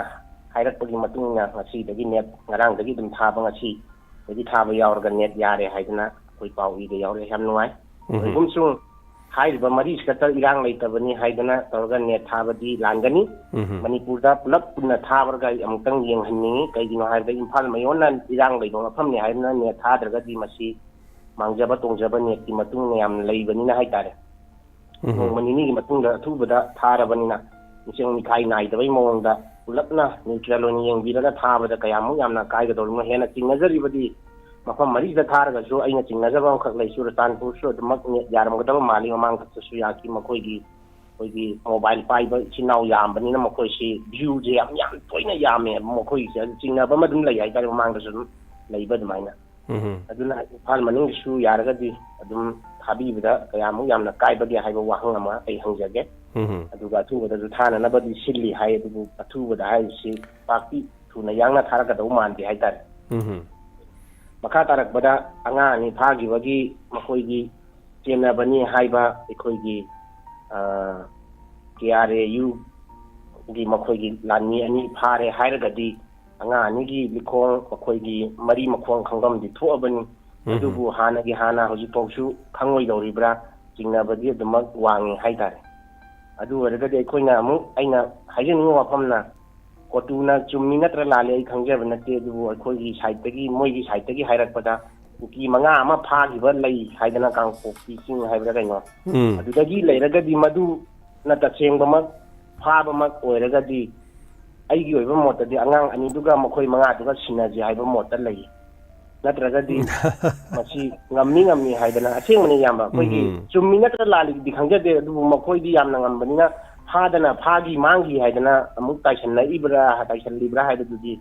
ꯆꯞ ꯆꯥꯅꯗꯤ ꯈꯪꯖꯗ꯭ꯔꯦ ꯄꯥꯎꯆꯦꯗꯗꯤ ꯌꯥꯎꯗꯤ ꯌꯥꯎꯔꯦ ꯁꯨꯃꯥꯏꯅ ꯐꯥꯒꯤ ꯊꯥꯗꯣꯛꯄꯤꯔꯛꯑꯣ ꯍꯥꯏꯕ ꯋꯥꯐꯝꯁꯤꯡꯅꯆꯤꯡꯕ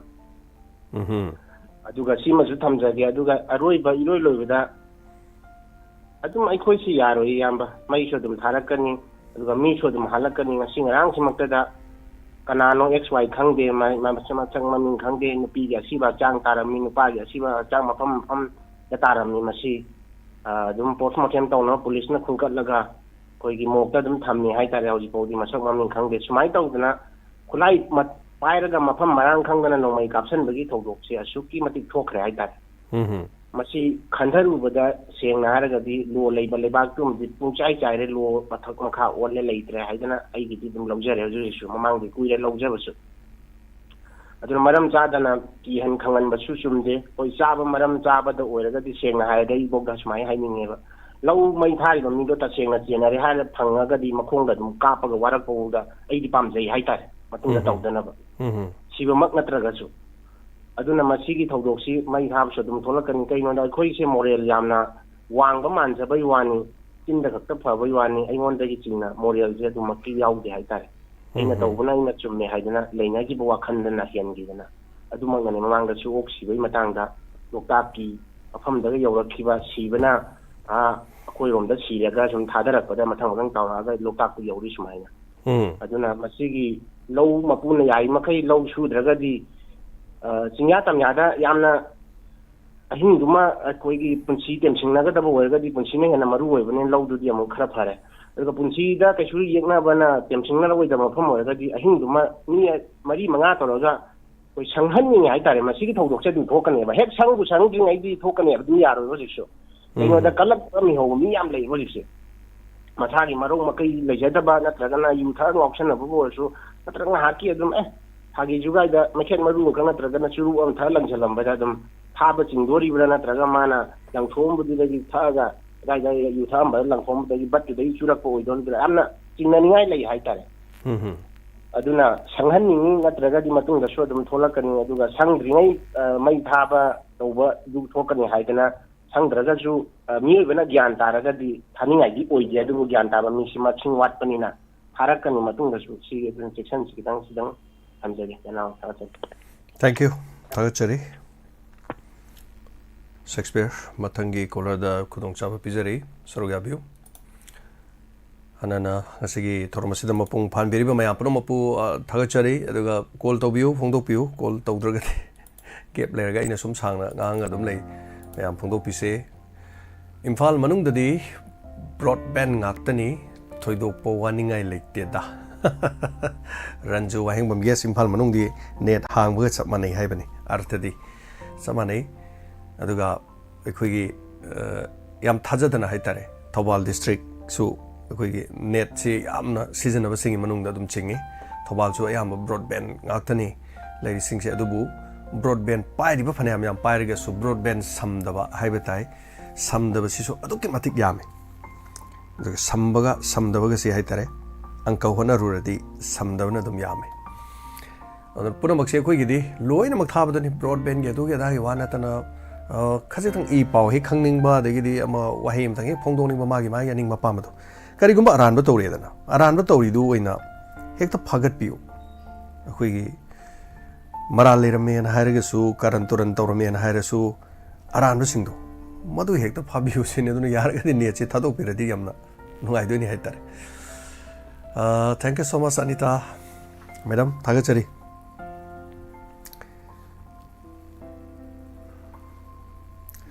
ꯍꯜꯂꯣ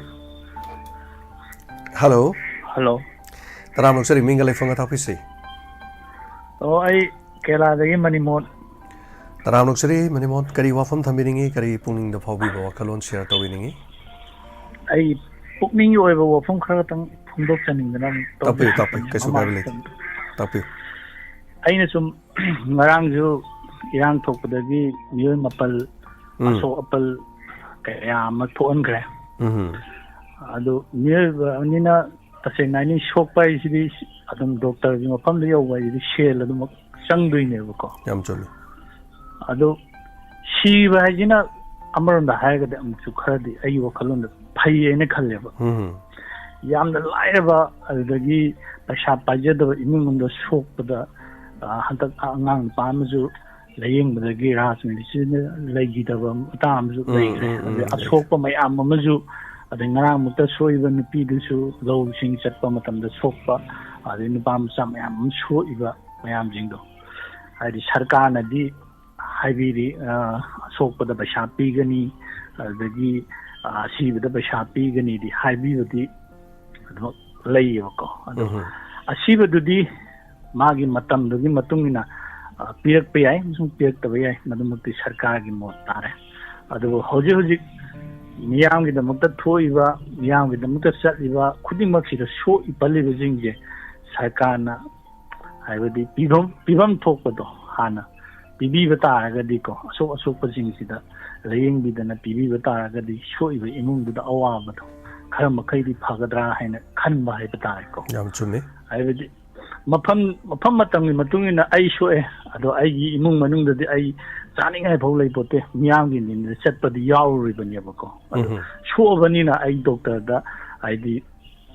ꯂꯥꯏꯌꯦꯡꯕ ꯍꯥꯏꯕꯁꯤꯗꯤ ꯄꯩꯁా ꯌꯥꯎꯗꯕꯗꯤ ꯌꯥꯗꯕꯅꯤ나 ꯑꯩꯒꯤ ꯌꯨꯝ ꯈꯣꯟ ꯄꯨꯝꯅꯃꯛ ꯌꯣꯟꯕꯒꯤ ꯐꯤꯕꯝ ꯑꯃ ꯍꯥꯏꯇꯥꯔꯦ ꯇꯥꯔꯛꯄ ꯑꯗꯣ ꯃꯇꯝꯁꯤꯒꯤ ꯃꯇꯨꯡꯏꯟꯅꯁꯨ ꯁꯦꯟ ꯊꯨꯝꯒꯤꯁꯨ ꯀꯔꯤ ꯍꯥꯏꯇꯥꯔꯦ ꯏꯪꯈꯣꯜ ꯑꯃ ꯕꯟꯗꯣꯞ ꯊꯝꯒꯦ ꯅꯠꯇ꯭ꯔꯒ ꯑꯩ ꯄꯣꯠ ꯑꯃ ꯊꯝꯒꯦ ꯍꯥꯏꯕ ꯀꯥꯟꯗ ꯄꯩꯁꯥꯁꯤ ꯌꯥꯝꯅ ꯃꯇꯤꯛꯅꯔꯀꯥꯟꯗ ꯄꯤꯕꯒꯤ ꯑꯃ ꯍꯥꯏꯇꯥꯔꯦꯀꯣ ꯍꯧꯖꯤꯛꯁꯤ ꯑꯣꯏ ꯍꯥꯏꯇꯥꯔꯦꯅꯦ ꯑꯗꯨꯅ ꯁꯔꯀꯥꯔꯅ ꯄꯤꯕꯤꯒꯗꯕ ꯄꯩꯁꯥꯗꯣ ꯍꯥꯟꯅ ꯑꯁꯣꯛꯄꯁꯤꯡꯗ ꯈꯟꯕꯤꯔꯒ ꯄꯥꯜꯂꯤꯕ ꯍꯥꯏꯗꯤ ꯀꯦꯟꯗ꯭ꯔꯗꯨꯒꯤ MLAꯁꯤꯡꯗꯨꯅ ꯈꯟꯕꯤꯔꯀꯥꯟꯗ ꯑꯊꯨꯕꯗ ꯄꯩꯁꯥꯁꯦ ꯄꯤꯍꯟꯅꯤꯡꯕꯒꯤꯀꯣ ꯃꯣꯠ ꯑꯃ ꯁꯨꯝ ꯐꯣꯡꯗꯣꯛꯆꯅꯤꯡꯕ ꯑꯗꯨꯒ ꯋꯥꯐꯝ ꯑꯃꯅ ꯂꯧꯐꯝꯒꯤ ꯃꯇꯥꯡꯗ ꯍꯥꯏꯗꯤ ꯐꯧꯕꯩ ꯄꯩꯔꯒ ꯃꯩ ꯊꯥꯕꯒꯤ ꯐꯤꯕꯝꯁꯦ ꯁꯤ ꯊꯥꯔꯛꯀꯅꯦꯕ ꯑꯩꯈꯣই ꯃꯩꯇꯩ ꯃꯆꯥꯁꯤꯡꯅꯁꯨ ꯊꯥꯕ ꯌꯥꯏ ꯑꯃꯅ ꯊꯥꯕ ꯌꯥꯏ ꯃꯁꯦ ꯊꯥꯔꯛꯀꯅꯦꯕꯀꯣ ꯑꯩꯒꯤ ꯁꯨꯝ ꯑꯩꯅ ꯁꯨꯝ ꯈꯟꯖꯕ ꯄꯣꯠꯇꯅꯦ ꯑꯗꯣ ꯑꯩꯒꯤ ꯌꯨꯝꯒꯤ ꯃꯤꯗꯁꯨ ꯑꯗꯨꯝ ꯑꯩ ꯍꯥꯏ ꯑꯩꯈꯣꯏꯒꯤ ꯂꯧꯐꯝ 2 ꯂꯩ ꯑꯃ ꯌꯩꯈ꯭ꯔꯦ ꯉꯁꯤ ꯑꯃꯁꯨ ꯌꯩꯔꯤꯕꯀꯣ ꯑꯩ ꯕꯕꯥꯗ ꯑꯗꯨꯝ ꯍꯥꯏ ꯕꯥ ꯈꯥꯎꯕꯒ ꯑꯗꯨꯝ ꯅꯣꯡꯃ ꯅꯤꯅꯤ ꯑꯗꯨꯝ ꯐꯧꯔꯣ ꯅꯣꯡꯃ ꯅꯤꯅꯤ ꯑꯗꯨꯝ ꯐꯧꯔꯒ ꯁꯠ ꯂꯥꯎꯅ ꯌꯩꯊꯣꯛꯄꯤꯌꯣ ꯃꯤꯗꯨ ꯈꯣꯝꯃꯒ ꯐꯧꯕꯩ ꯄꯩꯔꯒ ꯕꯕꯥꯅ ꯁꯪꯉꯨꯕꯁꯨ ꯉꯝꯃꯣꯏ ꯄꯩꯁꯥ ꯈꯔ ꯊꯥꯗꯔꯀꯥꯟꯗ ꯃꯤ 5-10 ꯃꯥꯟꯅꯔꯒ ꯂꯧꯗ ꯁꯠ ꯂꯥꯎꯅ ꯂꯣꯏꯁꯤꯟꯕ ꯌꯥꯕꯒꯤ ꯍꯥꯏꯗꯤ ꯃꯦꯆꯤꯟꯅꯁꯨ ꯌꯩꯗꯣꯏꯅꯤ ꯄꯗ ꯈꯣꯝꯕ ꯄꯗ ꯇꯧꯕ ꯌꯥꯕ ꯄꯣꯠ ꯉꯥꯛꯇꯅꯦ ꯍꯥꯏꯕꯀꯣ ꯉꯁꯤ ꯈꯣꯝꯖꯤꯜꯂꯒ ꯍꯣꯔꯦꯟ ꯅꯨꯃꯤꯗꯥꯡ ꯋꯥꯏꯔꯝ ꯃꯦꯆꯤꯟ ꯂꯥꯛꯑꯒ ꯊꯠ ꯂꯥꯎꯅ ꯌꯩꯕ ꯌꯥꯏꯑꯕ ꯑꯗꯨ ꯄꯩꯔꯒ ꯊꯝꯕ ꯇꯥꯔꯗꯤ ꯀꯝꯄꯜꯁꯔꯤ ꯍꯥꯏꯕ ꯄꯣꯠꯁꯦ ꯑꯐꯕ ꯐꯠꯇꯕ ꯍꯥꯏꯁꯦ ꯑꯩꯒꯤ ꯉꯔꯥꯡ ꯉꯁꯤ ꯈꯠꯅꯈꯤꯕ ꯃꯤꯗꯨꯅ ꯃꯥꯒꯤ ꯂꯧꯁꯤ ꯑꯝꯇꯪꯗꯤ ꯄꯩꯔꯛꯑꯗꯤ ꯉꯥꯏꯕ ꯀꯥꯡꯕꯨꯁꯨ ꯑꯗꯨꯝ ꯌꯥꯎꯔꯝꯒꯅꯤ ꯍꯥꯏꯕ ꯇꯟꯖꯥ ꯌꯦꯡꯉꯒꯀꯣ ꯑꯗꯨꯅ ꯊꯣꯛꯂꯛꯄꯅꯤ ꯑꯗꯨꯒ ꯋꯥꯐꯝ ꯑꯃꯅ ꯑꯣꯛꯀꯤ ꯃꯇꯥꯡꯗ ꯑꯣꯛ ꯃꯌꯥꯝ ꯁꯤꯕꯁꯦ ꯑꯣꯛ ꯃꯌꯥꯝ ꯁꯤꯕꯁꯦ ꯑꯩꯒꯤ ꯅꯣꯂꯦꯖꯅꯤ ꯑꯗꯣ ꯑꯩꯒꯤꯗꯁꯨ ꯑꯣꯛ ꯍꯧꯖꯤꯛꯁꯤ 24-25 ꯍꯧꯖꯤꯛ ꯌꯨꯝꯗ ꯂꯣꯏꯔꯒ ꯂꯩꯌꯦꯕꯀꯣ ꯃꯆꯥ ꯍꯧꯖꯤꯛ 8-9 ꯑꯃꯁꯨ ꯍꯧꯖꯤꯛ ꯀꯣꯛꯑꯒ ꯂꯩ ꯃꯄꯤ ꯑꯃꯅ ꯀꯣ ꯑꯗꯣ ꯍꯧꯖꯤꯛꯁꯤ ꯁꯤꯕ ꯑꯃꯠꯇ ꯇꯧꯗꯦ ꯑꯩꯒꯤ ꯊꯪꯅꯕ ꯑꯗꯒꯤ ꯈꯔ ꯆꯠꯊꯣꯛꯑꯒ ꯑꯗꯨꯝ ꯍꯥꯏꯗꯤ ꯐꯥꯔꯃꯥꯁꯤ ꯗꯣꯛꯇꯔꯒꯤ ꯑꯗꯨꯗꯒꯤ ꯇꯧꯕ ꯀꯥꯡꯕꯨꯗꯨꯁꯨ ꯂꯣꯏ ꯁꯤꯈ꯭ꯔꯦꯕ ꯑꯗꯨ ꯃꯣꯏꯁꯦ ꯑꯩꯅ ꯁꯨꯝ ꯊꯤꯒꯠꯄ ꯀꯥꯟꯗ ꯑꯩꯗꯤ ꯏꯃꯨꯡꯗꯒꯤ ꯑꯩꯈꯣꯏꯒꯤ ꯆꯥꯔꯤꯕ ꯂꯨꯈꯥꯛꯐꯥꯎ ꯄꯤꯖꯗꯦ ꯑꯩ ꯗꯥꯏꯔꯦꯛ ꯑꯗꯨꯝ ꯃꯅꯥ ꯃꯁꯤꯡ ꯑꯐꯕ ꯂꯩꯗꯅꯀꯣ ꯑꯩꯈꯣꯏꯒꯤ ꯀꯩꯅꯣꯗ ꯂꯩꯕꯁꯤꯡꯒꯤ ꯑꯩꯈꯣꯏ ꯕꯕꯥꯅ ꯁꯨꯝ ꯆꯠꯂꯒ ꯐꯥꯜꯂꯨꯔꯅꯤ ꯑꯗꯨꯒ ꯆꯦꯡꯁꯦ ꯑꯩꯈꯣꯏ ꯈꯔ ꯇꯧꯔꯒ ꯑꯗꯨꯝ ꯊꯣꯡꯉꯒ ꯑꯗꯨꯝ ꯄꯤꯖꯕ ꯍꯥꯏꯇꯥꯔꯦ ꯑꯗꯨꯝ ꯃꯄꯥꯟꯗꯒꯤ ꯄꯨꯁꯤꯜꯂꯒ ꯆꯥꯍꯜꯂꯤꯕ ꯃꯆꯤꯟꯖꯥꯛ ꯑꯗꯨꯗꯒꯤ ꯆꯨꯖꯥꯛ ꯁꯤꯒꯨꯝꯕꯁꯤꯡꯁꯤ ꯆꯥꯕꯗꯒꯤꯀꯣ ꯁꯤꯕ꯭ꯔꯥ ꯍꯥꯏꯅ ꯈꯜꯂꯦꯕ ꯑꯩ ꯑꯣꯛꯀꯤ ꯂꯥꯏꯅꯥꯁꯦ ꯑꯩꯅ ꯁꯨꯝ ꯌꯦꯡꯕꯗ ꯍꯥꯏꯔꯤꯁꯤꯡꯁꯦ ꯑꯗꯨ ꯍꯦꯛꯇ ꯄꯤꯖ ꯂꯩꯔꯝꯃꯦꯕ ꯑꯗꯒꯤ ꯐꯥꯔꯝ ꯇꯧꯔꯤꯁꯤꯡꯁꯦ ꯑꯗꯨ ꯉꯥꯛꯇꯅꯤ ꯄꯤꯖꯔꯤꯁꯦ ꯑꯩꯒꯤ ꯊꯪꯅꯕꯒꯤ ꯏꯃꯨꯡꯗꯨꯁꯨ ꯃꯣꯏ ꯑꯣꯛ ꯃꯆꯤꯟꯖꯥꯛꯇꯣ ꯑꯗꯨ ꯂꯩꯔ ꯄꯤꯖꯩ ꯍꯦꯛ ꯍꯥꯏ ꯁꯤꯔꯤꯗꯣ ꯑꯣꯛ 2 ꯈꯛꯇ ꯂꯣꯏꯖꯕꯗꯣ ꯑꯗꯣ ꯑꯩꯒꯤ ꯑꯣꯛꯁꯦ ꯏꯁꯣꯔꯅ ꯆꯥꯟꯕꯒꯤꯅꯤꯅ ꯑꯩꯅ ꯈꯟꯕꯗꯤ ꯈꯟꯖꯩ ꯑꯗꯨꯒ ꯑꯩ ꯃꯤ ꯆꯪꯍꯟꯗꯦ ꯃꯤ ꯂꯥꯛꯄ ꯀꯥꯟꯗ ꯏꯃꯥ ꯍꯣꯏ ꯏꯆꯦ ꯍꯣꯏ ꯂꯩꯁꯤꯡꯗꯣ ꯃꯤ ꯑꯃꯈꯛ ꯆꯪꯍꯟꯕꯤꯒꯅꯨ ꯍꯧꯖꯤꯛꯇꯤ ꯇꯁꯦꯡꯅ ꯑꯩꯅ ꯂꯣꯛ ꯂꯩꯍꯧ ꯑꯗꯨꯗꯒꯤ ꯈꯨꯠꯂꯥꯏ ꯇꯧꯕꯁꯤꯁꯨ ꯃꯤꯁꯤꯡꯁꯤꯅ ꯆꯪꯉꯀꯥꯟꯗꯗꯤ ꯍꯥꯏꯗꯤꯃꯗꯨ ꯂꯧꯅꯒꯅꯤ ꯈꯣꯠꯀꯅꯤ ꯍꯥꯏꯕꯁꯦ ꯐꯥꯔꯝ ꯇꯧꯕ ꯑꯆꯧꯕꯁꯤꯡꯅ ꯍꯥꯏꯕꯗꯒꯤꯀꯣ ꯑꯩꯅ ꯁꯨꯝ ꯏꯆꯦꯁꯤꯡ ꯂꯩꯔꯤꯕꯁꯤꯡꯗ ꯅꯣꯏ ꯃꯤ ꯌꯥꯔꯤꯉꯩꯗꯤ ꯆꯪꯍꯟꯒꯅꯨ ꯑꯗꯩ ꯃꯆꯤꯟꯖꯥꯛꯁꯤ ꯌꯥꯔꯒꯗꯤ ꯑꯣꯛ ꯅꯥꯕ ꯍꯧꯔꯛꯄꯒꯤꯗ ꯅꯠꯇꯅ ꯑꯩꯗꯤ ꯃꯃꯥꯡꯗꯒꯤ ꯑꯇꯣꯞꯄ ꯃꯆꯤꯟꯖꯥꯛ ꯑꯩꯈꯣꯏꯒꯤ ꯈꯨꯠꯁꯨꯝꯁꯤꯐꯥꯎ ꯄꯤꯖꯗꯦꯕ ꯏꯃꯨꯡꯒꯤ ꯑꯩ ꯃꯅꯥ ꯃꯁꯤꯡ ꯂꯩꯕ ꯁꯤ ꯈꯛꯇꯪ ꯄꯤꯖꯗꯅ ꯌꯥꯔꯒꯗꯤ ꯑꯇꯣꯞꯄꯁꯤꯡꯁꯨ ꯑꯃꯨꯛꯇꯪꯗꯤ ꯇ꯭ꯔꯥꯏ ꯇꯧꯕꯤꯌꯨ ꯍꯥꯏꯅ ꯑꯩ ꯍꯥꯏꯖꯅꯤꯡꯕꯀꯣ ꯁꯤꯒꯤ ꯋꯥꯐꯝꯁꯤ ꯈꯛꯇꯅꯤ ꯑꯩꯅ ꯍꯥꯏꯖꯅꯤꯡꯕ ꯊꯦꯡꯛ ꯌꯨ ꯕ꯭ꯔꯗꯔ ꯊꯥꯒꯠꯆꯔꯤ ꯐꯖꯕ ꯋꯥꯐꯝꯁꯤꯡ ꯀꯌꯥ ꯊꯝꯕꯤꯔꯝꯃꯤ ꯑꯗꯣ ꯑꯣꯛꯀꯤ ꯃꯇꯥꯡꯗꯁꯨ ꯑꯁꯦꯡꯕꯗꯤ ꯑꯣꯛ ꯂꯣꯏꯕꯁꯤꯡꯅꯁꯨ ꯍꯥꯏ ꯃꯈꯣꯏꯗꯤ ꯂꯨꯈꯥꯛ ꯄꯤꯖꯒꯅꯨ ꯑꯗꯨꯒ ꯃꯈꯣꯏꯒꯤꯗꯃꯛꯇ ꯇꯣꯉꯥꯟꯅ ꯍꯥꯏꯇꯥꯔꯦ ꯃꯤꯅ ꯆꯥꯛ ꯊꯣꯡꯉ ꯄꯤꯖꯕ ꯁꯨꯃꯥꯏꯅ ꯆꯥꯕ ꯁꯨꯃꯥꯏꯅ ꯃꯈꯣꯏꯒꯤꯁꯨ ꯑꯗꯨꯃꯥꯏꯅ ꯇꯧꯗꯅ ꯑꯗꯨꯝ ꯇꯧꯒꯗꯧꯅꯤ ꯍꯥꯏꯕ ꯋꯥꯐꯝ ꯐꯥꯎꯕ ꯑꯗꯨꯝ ꯍꯥꯏꯕꯤꯔꯝꯃꯤ ꯑꯗꯣ ꯃꯗꯨꯒꯤ ꯃꯇꯥꯡꯁꯨ ꯊꯥꯒꯠꯆꯔꯤ ꯑꯗꯨꯒ ꯐꯧꯒꯤ ꯃꯇꯥꯡꯗ ꯍꯥꯏꯕꯤꯔꯤꯕꯁꯤ ꯐꯧꯁꯤ ꯌꯥꯔꯒꯗꯤ ꯐꯩꯗꯣꯛꯑꯒ ꯁꯨꯝ ꯁꯟꯇꯣꯛꯑ ꯊꯝꯃꯒꯗꯤ ꯃꯩ ꯊꯥꯕꯒꯤ ꯆꯥꯡꯁꯤ ꯈꯔ ꯋꯥꯠꯂꯤ ꯄꯩꯁꯟꯈ꯭ꯔꯦꯅ ꯈꯜꯂꯒꯗꯤ ꯄꯩꯁꯟꯕ ꯍꯥꯏꯁꯤ ꯌꯩꯕ ꯌꯥꯗꯣꯔꯕꯅꯤ ꯌꯩꯕ ꯍꯥꯏꯁꯤ ꯑꯗꯨꯒꯤ ꯐꯤꯕꯝꯗꯨꯗꯤ ꯁꯪꯕ ꯑꯣꯔ ꯁꯪꯕꯗꯨ ꯉꯝꯗ꯭ꯔꯒꯁꯨ ꯌꯥꯔꯒꯗꯤ ꯈꯨꯗꯛꯇ ꯑꯣꯏꯅ ꯃꯗꯨ ꯇꯧꯍꯧꯅꯕꯒꯤ ꯋꯥꯐꯝꯁꯨ ꯂꯩꯔꯦ ꯊꯥꯒꯠꯆꯔꯤ ꯊꯦꯡꯛ ꯌꯨ ꯁꯣ ꯃꯆ ꯀꯔꯤ ꯐꯥꯎꯕꯤ ꯍꯧꯖꯤꯛ ꯑꯣꯏꯔꯤꯕ ꯐꯤꯕꯝꯁꯤꯗ ꯍꯥꯏꯇꯥꯔꯦꯀꯣ ꯇꯁꯦꯡꯅ ꯍꯥꯏꯔꯒꯗꯤ ꯑꯩꯈꯣꯏꯒꯤ ꯐꯧꯕꯩꯁꯤꯗꯤ ꯄꯩꯔ ꯊꯝꯕꯗꯤ ꯁꯨꯡꯌꯥ ꯌꯥꯗ꯭ꯔꯦꯕ ꯄꯩꯕꯁꯤꯅꯦꯕ ꯕꯦꯔꯥ ꯌꯥꯝ ꯀꯥꯔꯤꯁꯦ ꯄꯩꯕꯁꯤ ꯕꯦꯔꯥ ꯌꯥꯝ ꯀꯥꯔꯦ ꯑꯗꯨꯅ ꯄꯩꯗ꯭ꯔꯤꯉꯩꯗ ꯑꯩꯈꯣꯏꯒꯤ ꯐꯖꯅ ꯁꯟꯇꯣꯛꯑ ꯊꯝꯕꯁꯤꯅ ꯃꯩ ꯊꯥꯗ꯭ꯔꯦ ꯄꯩꯔ ꯃꯇꯨꯡꯁꯤꯅꯦ ꯃꯩ ꯌꯥꯝ ꯊꯥꯔꯦ ꯍꯥꯏꯁꯤꯅ ꯀꯔꯤ ꯐꯥꯎꯕꯤ ꯁ꯭ꯋꯥꯏ ꯃꯇꯥꯡꯁꯦ ꯑꯗꯨꯅ ꯃꯤ ꯂꯩꯔꯒꯗꯤ ꯀꯥꯡꯍꯟ ꯈꯜꯂꯒ ꯁꯪꯕꯒꯤ ꯐꯤꯕꯝ ꯑꯃ ꯂꯩꯔꯦ ꯐꯤꯕꯝ ꯌꯥꯝ ꯇꯥꯗꯦ ꯃꯊꯪꯒꯤ ꯀꯣꯂꯔꯗ ꯈꯨꯗꯣꯡꯆꯥꯕ ꯄꯤꯖꯔꯤ ꯁꯔꯨꯛ ꯌꯥꯕꯤꯌꯨ ꯐꯣꯡꯗꯣꯛꯄꯤꯌꯨ ꯑꯗꯣꯝꯁꯨ ꯑꯗꯣꯝꯒꯤ ꯄꯨꯛꯅꯤꯡꯒꯤ ꯋꯥꯔꯣꯜꯗ ꯑꯁꯤꯒꯤ ꯊꯧꯔꯝ ꯑꯁꯤꯒꯤꯗꯃꯛ ꯊꯝꯖꯔꯤꯕ ꯅꯝꯕꯔꯁꯤꯗ ꯑꯗꯨꯒ ꯂꯧ ꯑꯌꯥꯝꯕ ꯃꯨꯟꯁꯤꯟꯅꯔꯛꯄ ꯍꯧꯖꯤꯛ ꯐꯧ ꯃꯨꯜꯂꯛꯄꯒꯤ ꯍꯥꯏꯕ ꯇꯥꯔꯦ ꯂꯧ ꯌꯩꯕ ꯌꯥꯁꯜꯂꯛꯄꯒꯤ ꯑꯗꯨꯒꯨꯝꯕ ꯇꯥꯟꯖꯥ ꯑꯃꯁꯨ ꯑꯣꯏꯁꯜꯂꯛꯄ ꯊꯥꯒꯠꯆꯔꯤ ꯍꯟꯅ ꯄꯨꯝꯅꯃꯛ ꯑꯁꯤꯒꯤ ꯂꯥꯏꯚꯇ ꯌꯥꯎꯕꯤꯔꯛꯂꯤꯕ ꯃꯤꯑꯣꯏ 500ꯒ ꯈꯔ ꯍꯦꯟꯕ ꯊꯥꯒꯠꯆꯔꯤ ꯊꯦꯡꯛ ꯌꯨ ꯍꯟꯅ ꯂꯥꯏꯔꯦꯟꯃꯌꯨꯝ ꯕꯤꯖꯟ ꯗꯦꯕꯤ ꯄꯨꯛꯅꯤꯡꯒꯤ ꯋꯥꯔꯣꯜ ꯅꯨꯡꯉꯥꯏꯖꯩ ꯅꯨꯡꯇꯤꯒꯤ ꯇꯥꯏ ꯏꯃꯥꯁꯦ ꯅ꯭ꯌꯨꯁꯄꯨꯗꯤ ꯄꯨꯛꯅꯤꯡꯒꯤ ꯋꯥꯔꯣꯜꯅ ꯍꯦꯟꯅ ꯆꯨꯝꯃꯦꯅ ꯇꯥꯛꯄꯤꯔꯛꯑꯦ ꯊꯥꯒꯠꯆꯔꯤ ꯂꯥꯏꯔꯦꯟꯃꯌꯨꯝ ꯕꯤꯖꯦꯟ ꯑꯩꯈꯣꯏꯁꯤꯅ ꯍꯣꯏ ꯊꯥꯒꯠꯆꯩ ꯍꯦꯜꯂꯦ ꯁꯨꯝ ꯍꯥꯏꯕꯤꯕ ꯍꯥꯏꯇꯥꯔꯦꯀꯣ ꯑꯗꯣ ꯀꯩꯁꯨ ꯍꯦꯟꯖꯕꯗꯤ ꯅꯠꯇꯦ ꯑꯗꯨꯕꯨ ꯑꯩꯈꯣꯏꯁꯤꯅ ꯔꯤꯌꯦꯂꯤꯇꯤ ꯑꯣꯏꯕꯗꯤ ꯀꯔꯤꯅꯣ ꯍꯥꯏ ꯀꯥꯟꯗ ꯑꯩꯈꯣꯏ ꯁꯤꯗꯩꯗ ꯑꯩꯅ ꯈꯪꯉꯦ ꯑꯗꯨꯅ ꯈꯪꯗꯦ ꯍꯥꯏꯕ ꯌꯥꯎꯗꯦ ꯑꯩꯈꯣꯏ ꯁꯤꯗꯤ ꯅꯣꯔꯃꯦꯜ ꯉꯥꯛꯇꯅꯤ ꯑꯩꯁꯨꯅꯤ ꯑꯩ ꯑꯦꯛꯁꯄꯔꯠ ꯅꯠꯇꯦꯕ ꯑꯩꯈꯣꯏꯁꯨ ꯊꯦꯡꯅꯖꯕ ꯂꯥꯏꯔꯤꯛ ꯈꯔ ꯄꯥꯕ ꯈꯕꯔ ꯈꯔ ꯄꯥꯕ ꯏ ꯄꯥꯎ ꯀꯗꯥꯏꯗ ꯀꯩꯗꯧꯔꯤ ꯑꯗꯒꯤ ꯍꯣꯏ ꯃꯦꯗꯤꯌꯥꯒꯤ ꯒ꯭ꯔꯨꯞꯇ ꯂꯩꯕꯅꯤꯅ ꯃꯗꯨꯒꯤ ꯀꯥꯡꯂꯣꯟꯁꯤꯡꯗ ꯀꯗꯥꯏꯗ ꯀꯃꯥꯏꯅ ꯇꯧꯕ ꯈꯣꯠꯄ ꯁꯤꯒꯨꯝꯕꯩ ꯈꯔ ꯈꯪꯖꯕ ꯈꯔ ꯑꯗꯥꯏꯃꯨꯛꯇꯅꯤ ꯑꯩꯈꯣꯏꯁꯨ ꯃꯌꯥꯝꯗꯒꯤ ꯑꯗꯨꯝ ꯇꯝꯁꯤꯜꯂꯤꯅꯦ ꯃꯌꯥꯝꯅ ꯍꯥꯏꯔꯤꯕ ꯏꯃꯥ ꯏꯕꯦꯜꯁꯤꯡ ꯏꯆꯦ ꯃꯌꯥꯝ ꯃꯔꯨꯞ ꯃꯄꯥꯡꯁꯤꯡꯅ ꯍꯥꯏꯁꯦ ꯀꯥꯟꯅꯕ ꯌꯥꯎꯔꯗꯤ ꯑꯩꯈꯣꯏ ꯂꯧꯁꯜꯂꯤꯅꯦ ꯑꯐꯕꯁꯤꯡ ꯍꯥꯏꯇꯥꯔꯦ ꯑꯗꯨꯅ ꯑꯩꯈꯣꯏꯅ ꯉꯥꯡꯕꯁꯨ ꯉꯥꯏꯔꯦ ꯂꯣꯏꯅ ꯂꯧꯗ꯭ꯔꯁꯨ ꯁ꯭ꯋꯥꯏꯁꯤ ꯀꯥꯟꯅꯩ ꯅꯥꯅ ꯑꯗꯨꯝ ꯂꯧꯕꯤꯌꯣ ꯑꯇꯩ ꯌꯥꯗꯕꯁꯤꯡꯗꯣ ꯅꯥꯀꯟꯗ ꯑꯗꯨꯝ ꯊꯝꯕꯤꯀꯣ ꯑꯩꯅ ꯌꯥꯝ ꯇꯠꯇꯅ ꯍꯥꯏꯖꯕꯗꯣ ꯉꯥ ꯊꯣꯡꯕ ꯇꯦꯡꯀꯣꯠ ꯑꯃꯗ ꯆꯥꯕꯗ ꯃꯔꯨꯗꯨꯗꯤ ꯀꯩꯁꯨ ꯌꯣꯠ ꯌꯥꯄꯣꯟꯇꯦ ꯉꯥ ꯊꯣꯡꯕꯅꯦꯅ ꯃꯔꯨꯗꯨ ꯅꯥꯀꯟꯗ ꯑꯗꯨꯝ ꯊꯝꯕꯤꯌꯨ ꯃꯣꯔꯣꯛ ꯃꯀꯨ ꯑꯗꯨꯝ ꯈꯟꯇꯣꯛꯄꯤꯌꯨ ꯃꯇꯣꯡ ꯈꯔꯅꯦ ꯃꯍꯤ ꯈꯔꯅꯦ ꯑꯂꯨ ꯑꯃ ꯆꯥꯕꯗꯗꯤ ꯀꯩꯁꯨꯝ ꯀꯥꯏꯕ ꯂꯩꯇꯦꯗꯅꯀꯣ ꯑꯗꯨꯃꯥꯏꯅ ꯇꯧꯗꯅ ꯃꯊꯪꯒꯤ ꯀꯣꯂꯔ ꯑꯃ ꯂꯧꯈꯠꯆꯒꯦ ꯍꯜꯂꯣ ꯃꯤꯡ ꯑꯃꯗꯤ ꯂꯩꯐꯝ ꯍꯥꯏꯕꯤꯁꯤ ꯏꯆꯦ ꯏꯕꯦꯝꯆꯥ ꯍꯜꯂꯣ ꯇꯔꯥꯝ ꯅꯣꯛꯆꯔꯤ ꯉꯁꯥꯏꯗꯒꯤ ꯁꯨꯝ ꯏꯄꯥꯒꯤ ꯄꯨꯡꯒꯤ ꯋꯥꯔꯤ ꯇꯥꯕꯗꯒꯤ ꯐꯧꯕꯩ ꯃꯩ ꯊꯥꯏ ꯍꯥꯏꯕꯗꯣ ꯍꯣꯏ ꯍꯣꯏ ꯑꯁ ꯐꯧꯕꯩ ꯃꯩ ꯊꯥꯏ ꯍꯥꯏꯕꯁꯦ ꯑꯩꯈꯣꯏ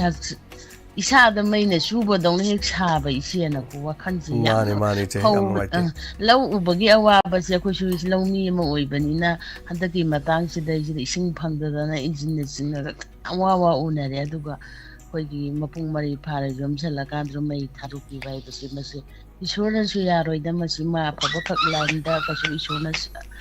ꯆꯤꯡꯉꯣꯏ ꯃꯥꯁꯨ ꯃꯥꯒꯤ ꯇꯟꯗꯤ ꯂꯥꯛꯆꯅꯤ ꯑꯗꯨꯕꯨ ꯃꯌꯥꯝꯅ ꯑꯩꯈꯣꯏ ꯊꯥꯏꯅ ꯏꯄꯥ ꯏꯄꯨꯅꯕꯨ ꯍꯥꯏꯕ ꯑꯩꯈꯣꯏꯅꯒ ꯂꯧꯕꯨꯛ ꯆꯠꯄꯁꯤꯗ ꯃꯤꯒꯤ ꯐꯧꯒ ꯑꯗꯨ ꯄꯥꯏꯔ ꯑꯃ ꯀꯛꯀꯠꯁꯤꯕ ꯆꯦꯡꯅꯨ ꯐꯧ ꯃꯔꯨꯝꯒꯤ ꯂꯃꯟ ꯁꯤꯡꯕ ꯉꯝꯗꯕꯅꯤꯀꯣ ꯇꯧꯑꯣꯏꯗꯤ ꯆꯤꯛꯀꯅꯨ ꯀꯥꯏ ꯑꯩꯈꯣꯏꯁꯦ ꯀꯤꯗꯅ ꯁꯤꯗꯩꯁꯤꯗ ꯏꯁꯥ ꯄꯤꯁꯨꯝꯗ ꯑꯣꯏꯔꯁꯨ ꯂꯝꯗꯝꯁꯤꯗ ꯑꯣꯡꯉꯛꯑꯕꯅꯤꯅ ꯃꯤꯒꯤ ꯐꯧ ꯃꯔꯨꯒꯗꯣ ꯆꯤꯛꯄ ꯀꯤꯖꯖꯩꯌꯦꯕ ꯑꯩꯈꯣꯏꯁꯦ ꯃꯥꯅꯤ ꯐꯧ ꯃꯥꯅꯤ ꯑꯁꯤꯒꯤ ꯂꯥꯏꯔꯦꯝꯕꯤꯁꯤꯒꯤ ꯚꯦꯂꯨꯁꯦ ꯑꯁꯨꯛꯀꯤ ꯃꯇꯤꯛ ꯋꯥꯡꯉꯦ ꯍꯥꯏꯕ ꯑꯗꯨꯏꯗꯨꯗꯩꯁꯤꯗ ꯃꯤꯒꯤ ꯑꯗꯨꯛ ꯋꯥꯅ ꯊꯥꯖꯩ ꯏꯃꯥ ꯂꯥꯏꯔꯦꯝꯕꯤ ꯏꯃꯥꯗꯨ ꯃꯣꯏꯅ ꯃꯈꯨꯠꯇꯨꯅ ꯆꯨꯔꯒ ꯃꯩ ꯊꯥꯕ ꯍꯥꯏꯕꯁꯦ ꯃꯁꯤ ꯑꯩꯅ ꯁꯨꯝ ꯈꯟꯕꯗ ꯏꯆꯦꯒꯤ ꯋꯥꯈꯜꯅꯤꯀꯣ ꯂꯥꯜꯂꯝꯕ ꯌꯥꯏ ꯆꯨꯝꯃꯝꯕ ꯌꯥꯏ ꯃꯁꯤꯁꯦ ꯑꯩꯈꯣꯏꯒꯤ ꯈꯨꯔꯛꯀꯤ ꯏꯅꯁꯨ ꯈꯔꯒ ꯑꯗꯨꯝ ꯑꯣꯏꯕ ꯌꯥꯕ ꯑꯗꯒꯤꯗꯤ ꯀꯔꯤꯒꯨꯝꯕ ꯑꯩꯈꯣই ꯃꯅꯨꯡꯒꯤ ꯃꯄꯥꯟꯒꯤ ꯄꯨꯟꯁꯤꯜꯂꯒ ꯀꯔꯤꯒꯨꯝꯕ ꯒ꯭ꯌꯥꯟ ꯇꯥꯗꯕ ꯈꯔ ꯂꯩꯕꯁꯤꯅ ꯊꯣꯛꯄꯅꯦꯅ ꯑꯩꯒꯤ ꯋꯥꯈꯜꯗ ꯈꯟꯖꯩꯌꯦꯕ ꯑꯣꯏꯕꯖꯥꯠꯅꯤ ꯍꯧꯖꯤꯛ ꯂꯥꯟꯐꯝ ꯃꯔꯛꯁꯤꯗ ꯁꯨꯛꯀꯠꯂꯕ ꯂꯥꯟꯐꯝ ꯃꯔꯛꯁꯤꯗꯩꯁꯤꯗ ꯃꯁꯥꯒꯤ ꯑꯣꯏꯖꯕ ꯑꯗꯒꯤ ꯃꯤꯒꯤ ꯅꯨꯡꯉꯥꯏꯕ ꯃꯤꯒꯤ ꯋꯥꯅ ꯍꯣꯠꯅꯖꯕꯒꯤ ꯃꯃꯜꯗꯨꯕꯨ ꯃꯈꯨꯠꯅ ꯃꯩ ꯆꯨꯔꯒ ꯊꯥꯗꯣꯛꯀꯅꯦꯅ ꯈꯜꯂꯤꯕ ꯃꯤꯑꯣꯏꯗꯨꯃꯛ ꯁꯦ ꯉꯁꯤ ꯂꯝꯗꯝꯁꯤꯗ ꯃꯩꯇꯩꯕꯥꯛꯁꯤꯗ ꯂꯩꯕꯗꯒꯤ ꯉꯁꯤ ꯑꯩꯈꯣꯏ ꯃꯩꯇꯩꯁꯦ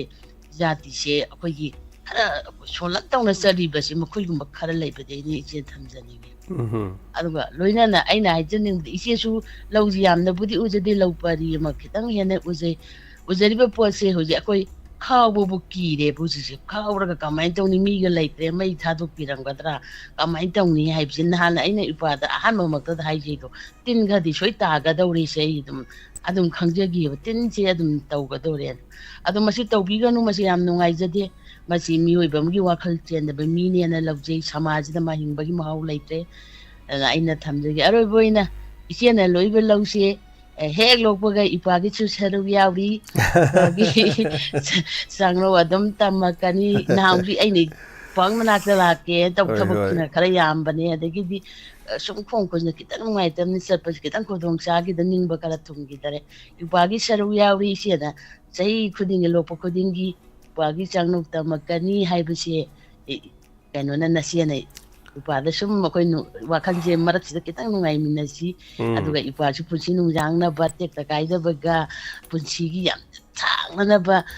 ꯀꯩꯅꯣꯅꯤ ꯅꯆꯦꯅ ꯄꯤꯔꯛꯀꯗꯣꯔꯤꯕ ꯀꯩꯅꯣꯁꯦ ꯍꯥꯎꯕ ꯍꯥꯎꯇꯕ ꯈꯪꯗꯦ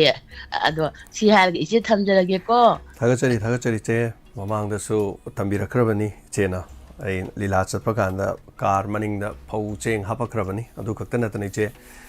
ꯑꯃꯁꯨ ꯍꯥꯏꯇꯥꯔꯦ ꯏꯃꯥ ꯑꯃꯁꯨ ꯊꯥꯒꯠꯆꯔꯤ ꯌꯥꯝ ꯅꯨꯡꯉꯥꯏꯖꯩ ꯏꯆꯦ ꯍꯣꯏ ꯑꯩꯈꯣꯏ ꯍꯤꯡꯃꯤꯟꯅꯕ ꯑꯗꯨꯒ ꯑꯩꯈꯣꯏ ꯄꯨꯟꯅ ꯅꯨꯡꯁꯤꯅꯅ ꯂꯩꯃꯤꯟꯅꯕ ꯍꯥꯏꯕꯁꯤꯅꯤ ꯃꯁꯤꯗ ꯀꯔꯤꯁꯨ ꯆꯪꯕ ꯂꯩꯇꯦ ꯍꯥꯏꯕꯗꯨꯅꯤ ꯊꯃꯣꯏ ꯑꯃꯈꯛ ꯆꯪꯉꯤ ꯊꯃꯣꯏꯗꯨꯅ ꯊꯃꯣꯏꯗꯨꯕꯨ ꯃꯁꯛ ꯈꯪꯉꯒ ꯂꯣꯏꯔꯦ ꯊꯃꯣꯏ ꯃꯁꯛ ꯈꯪꯉꯛꯇꯕꯁꯤꯗꯅꯤ ꯂꯨꯔꯤꯁꯦ ꯑꯗꯨꯅ ꯑꯩꯈꯣꯏ ꯅꯨꯡꯁꯤꯗꯧ ꯌꯥꯗꯕꯁꯤꯅꯤ ꯑꯗꯨꯅ ꯂꯟ ꯊꯨꯝꯅ ꯄꯤꯛ ꯊꯟꯅ ꯄꯩꯗꯅ ꯂꯩꯔꯁꯨ ꯑꯩꯈꯣꯏ ꯀꯔꯤ ꯍꯥꯏꯇꯥꯔꯦ ꯅꯨꯡꯉꯥꯏꯊꯣꯛꯄ ꯍꯩꯇ꯭ꯔꯕ ꯄꯦꯟꯊꯣꯛꯄ ꯍꯩꯇ꯭ꯔꯕ ꯑꯗꯨꯒ ꯃꯗꯨ ꯑꯃꯅ ꯑꯃꯕꯨ ꯃꯗꯨ ꯏꯀꯥꯏ ꯈꯨꯝꯅꯔꯛꯇ ꯇꯥꯔꯒꯗꯤ ꯅꯨꯡꯉꯥꯏꯕ ꯍꯥꯏꯁꯦ ꯁꯨꯡꯐꯪ ꯐꯪꯉꯣꯏꯗꯣꯔꯤꯅꯦꯕ ꯁꯅꯥ ꯂꯨꯄꯥꯅꯗꯤ ꯌꯣꯝꯗꯅ ꯂꯩꯔꯕ ꯄꯤꯛ ꯊꯟꯅ ꯂꯩꯔꯕ ꯑꯗꯨꯒ ꯂꯩꯃꯤꯟꯅꯔꯤꯕ ꯑꯩꯈꯣꯏꯁꯤꯅ ꯁꯧ ꯇꯧ ꯂꯩꯔꯗꯤ ꯏꯃꯨꯡꯗꯣ ꯂꯩꯕ ꯀꯩꯁꯨ ꯅꯨꯡꯉꯥꯏꯕ ꯍꯧꯗꯦ ꯃꯔꯨꯞ ꯃꯄꯥꯡꯁꯨ ꯉꯥꯏꯔꯦ ꯄꯨꯝꯅꯃꯛꯅꯤ ꯌꯦꯟꯅꯗꯅ ꯆꯥꯃꯤꯟꯅꯕ ꯅꯨꯡꯁꯤꯅꯕ ꯃꯥꯒꯤ ꯍꯦꯟꯖꯟꯕ ꯌꯥꯕ ꯌꯥꯗꯕ ꯍꯥꯏꯕ ꯃꯐꯝꯗꯨ ꯈꯥꯏꯗꯣꯛꯅꯔꯒ ꯑꯩꯅꯁꯨ ꯏꯀꯥꯏ ꯈꯨꯝꯅꯕ ꯃꯤꯅꯁꯨ ꯏꯀꯥꯏ ꯈꯨꯝꯅꯔꯛꯄ ꯇꯥꯕꯅꯤ ꯊꯥꯒꯠꯆꯔꯤ ꯏꯆꯦ ꯑꯗꯨꯅꯤ LMG na su khoda ki wena lupa lising manga di tengmang bikre adona lamdam madugi akoi bada leiriba mafam madugi kairaw da leiriba chinau sina su puksel chawng na haitare ko phau do akoi sidagi phau bora am ko thilubadi khare hek bera su tabi yaw manak nak padu na phau lo bi yei badu da bora am to pithok khidu kari kai ge es masidi kana de na mathang di mai lo du mai thadok biru raga mayam ne yen chalak padi ki ma di phau du mayam phangge di tan na ma dai di mathang chahi de di phau mai thab do tok chane ba ikai badu du mai ne piji haitare mayam seng na hargadi tasena hojiki imung manung duna chahi magi chau du moi phobot kyam thokadagi mai phodu sorop ko pathoga phobot ni phu thokani or hum phu thokani haradi lofam leri du dagi phu momam tang sum anak pa maya dana sum pangbiragadi ko hek noina mai thadok rasu photo am thagaladam ni aigi phou sima yam pibiraktana leire ko hari mathang chahi de skana ponti masi nu pasi nuksi de no mai thadorga sing du mana phou thok tagi hena phangre ne tanna dum tokcharani sumai tawsu dum yaljan kari kai lei wafam se ikai bajidi ko mioi punomok sidi bisi khoi maya manar di ne huran bagi changbam kaisu leiroi khoi mana da tawri ni khoi maya manar di punomak aduni khoina humanity service kana humanitarian tawri ba mayam se masi ni aduna kairo le kaina sun naita hodo pi be ya ba masi mayam changdana ko the LMG na lising manga pi ru re the lising manga dum phawan san bi ro re adu mathangi amu kana no adu mai khar ka pirak pa kana phaudu su gar gadi mayam mo phongdo pi o sai matang si da dum hello mingam de from have you say oh nagabani ma tawini ima taram lok chari oh ibu mo kana ne ngai ta ba sum phongdo ki ke to boni oi ni su ke khara di apam khara di ne khatok e hai re oi sai yam na ana mi mayam to ke yam hai so adu nuai ta na ne ma je sin tau jera ko ne ko adu oi ni sim matang hang to ke kana dai ba girang sia ni thabi ba oi sino adu bu apam ku ni kap na nang si yaw re hai ma de yam nuai ke koi mera pai di ai ga gra ji so e de ye ama ju ma si pau da ki re hai pam jo hai ri ni param ba kai pati no di thang hoi ma nupi bo ang si jala ko yam nuai sa do adu ko je ama lotion di ga da ama lotion di ngai ama sum ni hum mari manga ni mani je sum tor ko je yam nuai ke do tu ma tam da hoi center na yeng chang di na yam thu nong ko hoi yo ken hoi ano gi ken gi hoi man bu gi center gi punna ang tay wari sanaraga ang tay yakhanna tawbiga di am nungai den naige matang pa khanti kitang oiru re du ada mu yang ware aba thawai jam nungai tere ko hoi ma di nungai ta bodo kongku tere du du ma tum khanti asan abo re tino ne ina sum halje re pare bu apa ba mai ba ko thagachari ma ngai jai ma chawi thagachari netsi hang di hange net hangi se chingi district khara hangre mathang train ni habani na mathang horok po ire sonu simangai re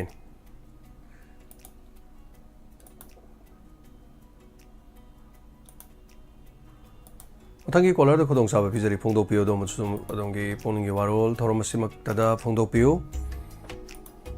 marakta I video ma su chage mangkiba ngang ani gidamak koigi mayam changduna thiminasi aduga thainarabadi mafam chana mari leinaba singda pau pibiu haidana Manipur Christian Organization ki president Reverend Simon Oriomaina paujelakhiba madugi video masu chage kariguma mayam kolsi laktringeda madugi tanja ma logjarga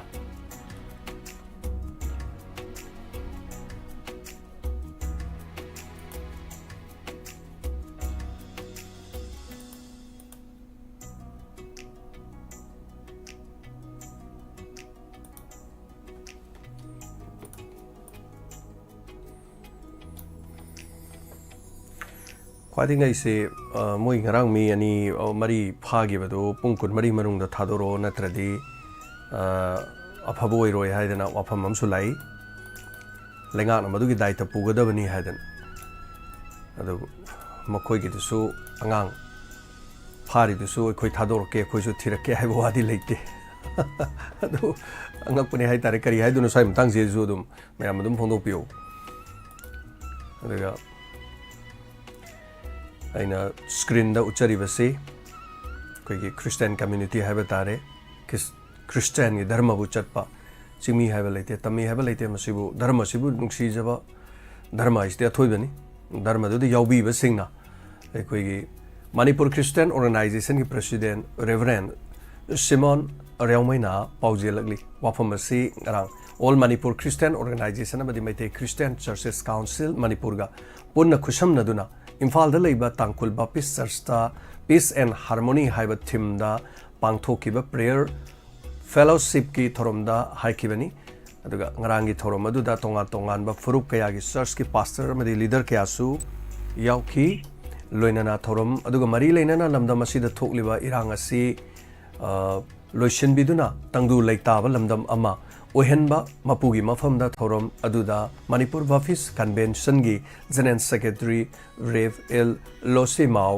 ꯔꯤꯚꯔꯦꯟ Dominic Limon ꯑꯗꯨꯒ archbishop of Imphal pastor Belam Pasel president 7 day Adventist rev and doctor H Rakhon pastor B बिटामना लुचिंगबा सिंगना मणिपुर की हारिबा सिंग असिना मपुगी मफमदा हाइजेबगी theorem असी पांगथोखी theorem अदुदा इरांग असिना मरम ओदुना अवाबा तारबा चर्च के लीडर सिंग दसु सेल की मतेंग खुशिनकी मसिनी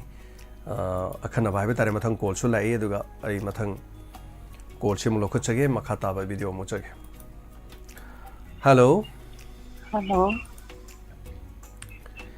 तराम लोक चरी चे थोरम सरुगा बिरकपा फोंदो पियो दोंगे वारोल हाइबियो फोंदो पियो थवाल पखंग खोंदगी कमा नंदीने तापियो चे अदो मोइगी फागेबदी थादोरो अकंदा अखोई कनो तौबो हारिबको अदो अखोईगी अखोईगी हाना फागिबनेबा मोइना फाग्रिजे अखोईगी दो हाना थादोपिरो हाइजनिंगेबा अदो मोइना अदुमाइना सुम अखोईगी अंगांग कैसु खंजतबा सिंगसे चखरा लंबी लंबांग चपदे मोइना अदुम फारगा मोइना तौबिजिसिबो मोइजे अदुम लाय खोलक्तदा मोइजे अदुम मोइना अदुम चलायरगा मोइजे अदुम चला गोजा चला मीजे अदुम येंग लाइरबा जाला फाना बगी अदुम होना दन लाइरबा जाला खंगद्रेदा तौरिसे याम नुंगाइति अंगानी दुगिसु अदम एजेली मोइना मफमसे खंगदना का माइना चलुरिबनो मोइगी असेंगबदुमा कोइगी अखंगबा नियोय अमगा मोइगी तौरगा दुमाइना समिन्नबगुंबा ओरगति फागद्रा जो खंजै दु मोइना हेक्ता मफम मांग खंगदन चांगुबजु मचु यामना नुंगाइजते अदु मोइगिदो अखोइना मोइना थादोरो हारी दो अखोइगिदो हाना थादोपिरो अखोइगिना हाना फागिबनिना मोइगिदि अकन हेक्ता तौरगा तौरई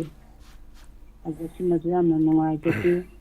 अदु फौ पैरगा मै Thai हादतुमजु तोगिदो sum फोटोदो zoom उल्लागा लैरको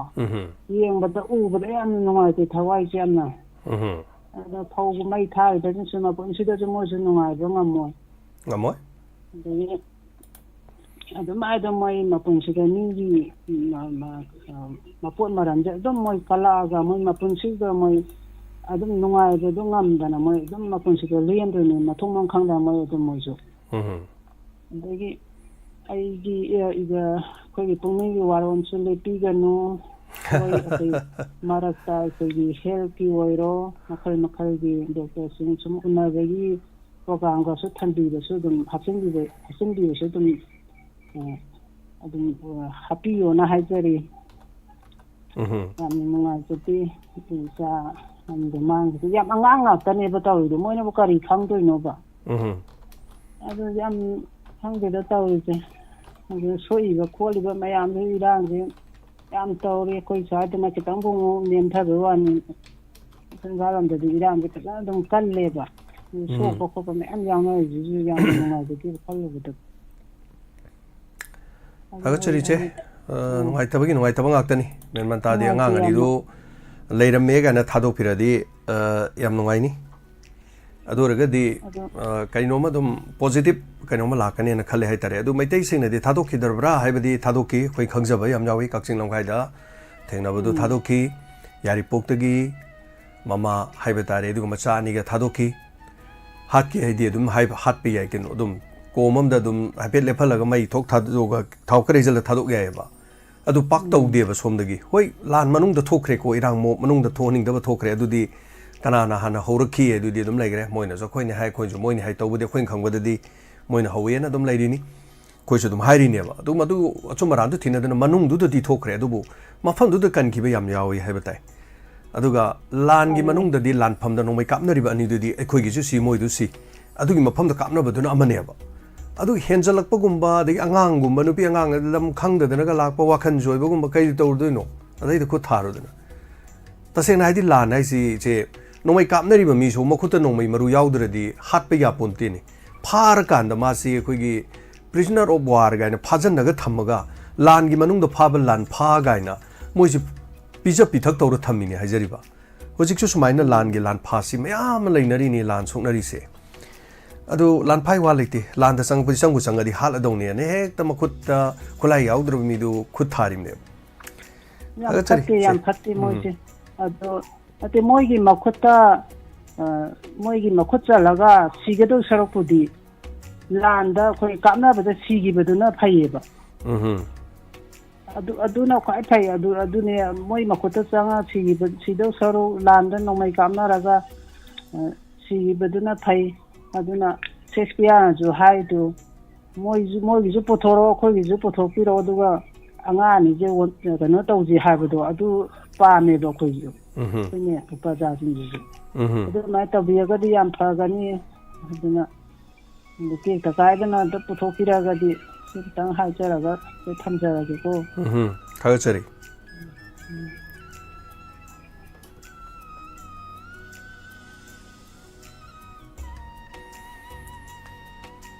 Thank you so much. Thagachari. Yanaba lairagadi haitare ado phagri somda phari bisi. Somda phari ji jo haitare. Aikoigi likhun amata laidri hoji phagre khot kare haibadu masigi marak sida haitare ne. Koine phai haibadu laidri. Maromda KRA gi atopa koigi group amana moigi phare haibi wafam lairi. Phare harigadi kadai wai phari no kadai laino lairabra. Aikoigi somda Hemanjit ka nupi masadugi hatpada chenaba phare hai. असी भागसांगना लेफम होजिबो ताक्तरिसने करिनो जमे यामना हंगनरी बो हंगमनि हाइतारे anyway थागचरी अदगा फोंदो पियो दोमदोमसु दोंगी पुनिंग the Farooq बिरक पवा खलोन सिंह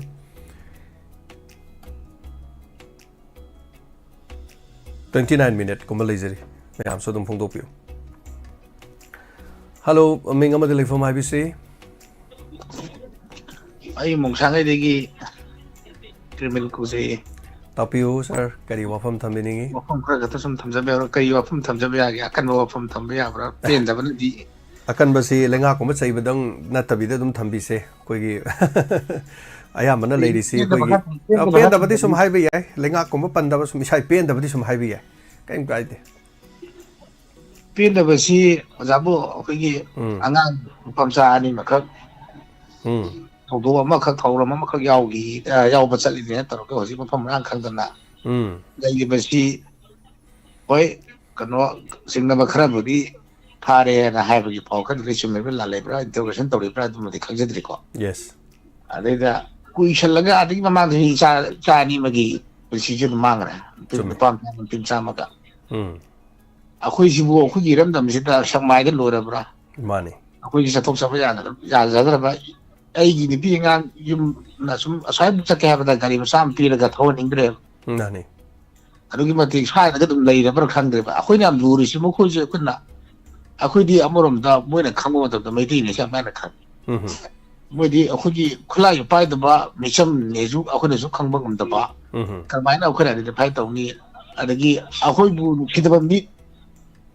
ꯈꯔꯅꯁꯨ ꯑꯗꯨꯝ ꯃꯣꯏꯒꯤ ꯃꯇꯦꯡ ꯄꯥꯡꯁꯤꯟꯕ ꯌꯥꯎꯔꯕ꯭ꯔ ꯖꯥꯠꯂꯥ ꯌꯥꯝ ꯂꯥꯏꯅ ꯌꯥꯝ ꯈꯟꯗꯣꯛꯄ ꯌꯥꯝꯅ ꯍꯩꯅ ꯌꯥꯝ ꯃꯑꯣꯡ ꯇꯥꯅ ꯇꯧꯕ ꯍꯥꯏꯒꯗ꯭ꯔꯥ ꯃꯣꯏ ꯃꯑꯣꯡ ꯇꯥꯕꯗꯤ ꯅꯠꯇꯦ ꯑꯩꯈꯣꯏꯒꯤ ꯃꯧ ꯐꯠꯇꯕ ꯍꯥꯏꯇꯥꯔꯦ ꯃꯥꯅꯤ ꯑꯗꯨꯗꯨꯒꯤ ꯋꯥꯐꯝ ꯌꯥꯝ ꯊꯣꯛꯖꯗꯕꯗ ꯑꯗꯨꯗꯨꯒꯤ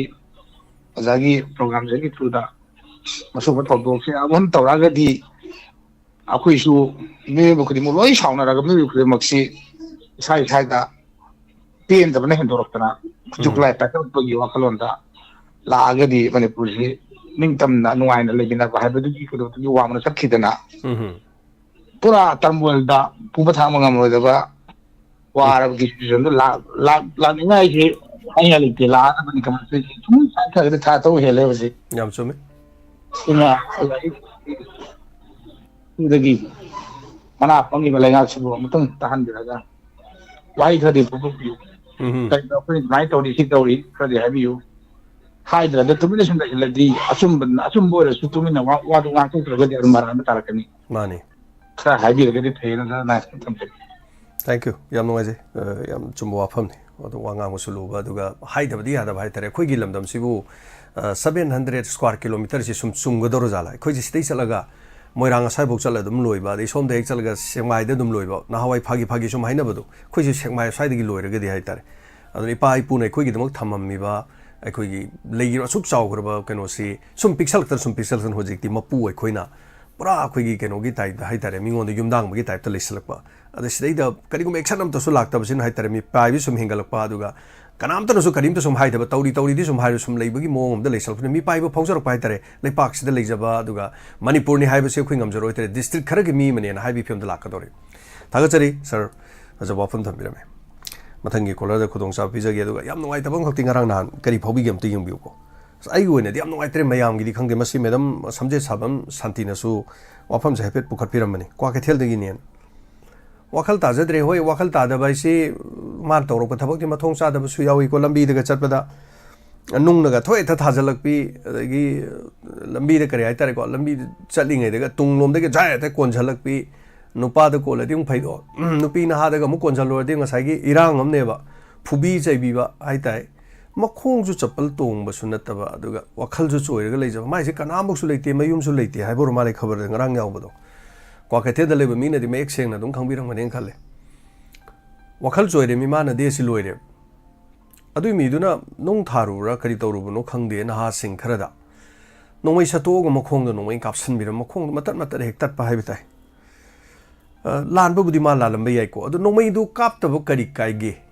खरा फूब चैब खरा खुपान खुनमना सुम तौबिरंबद करी कायगे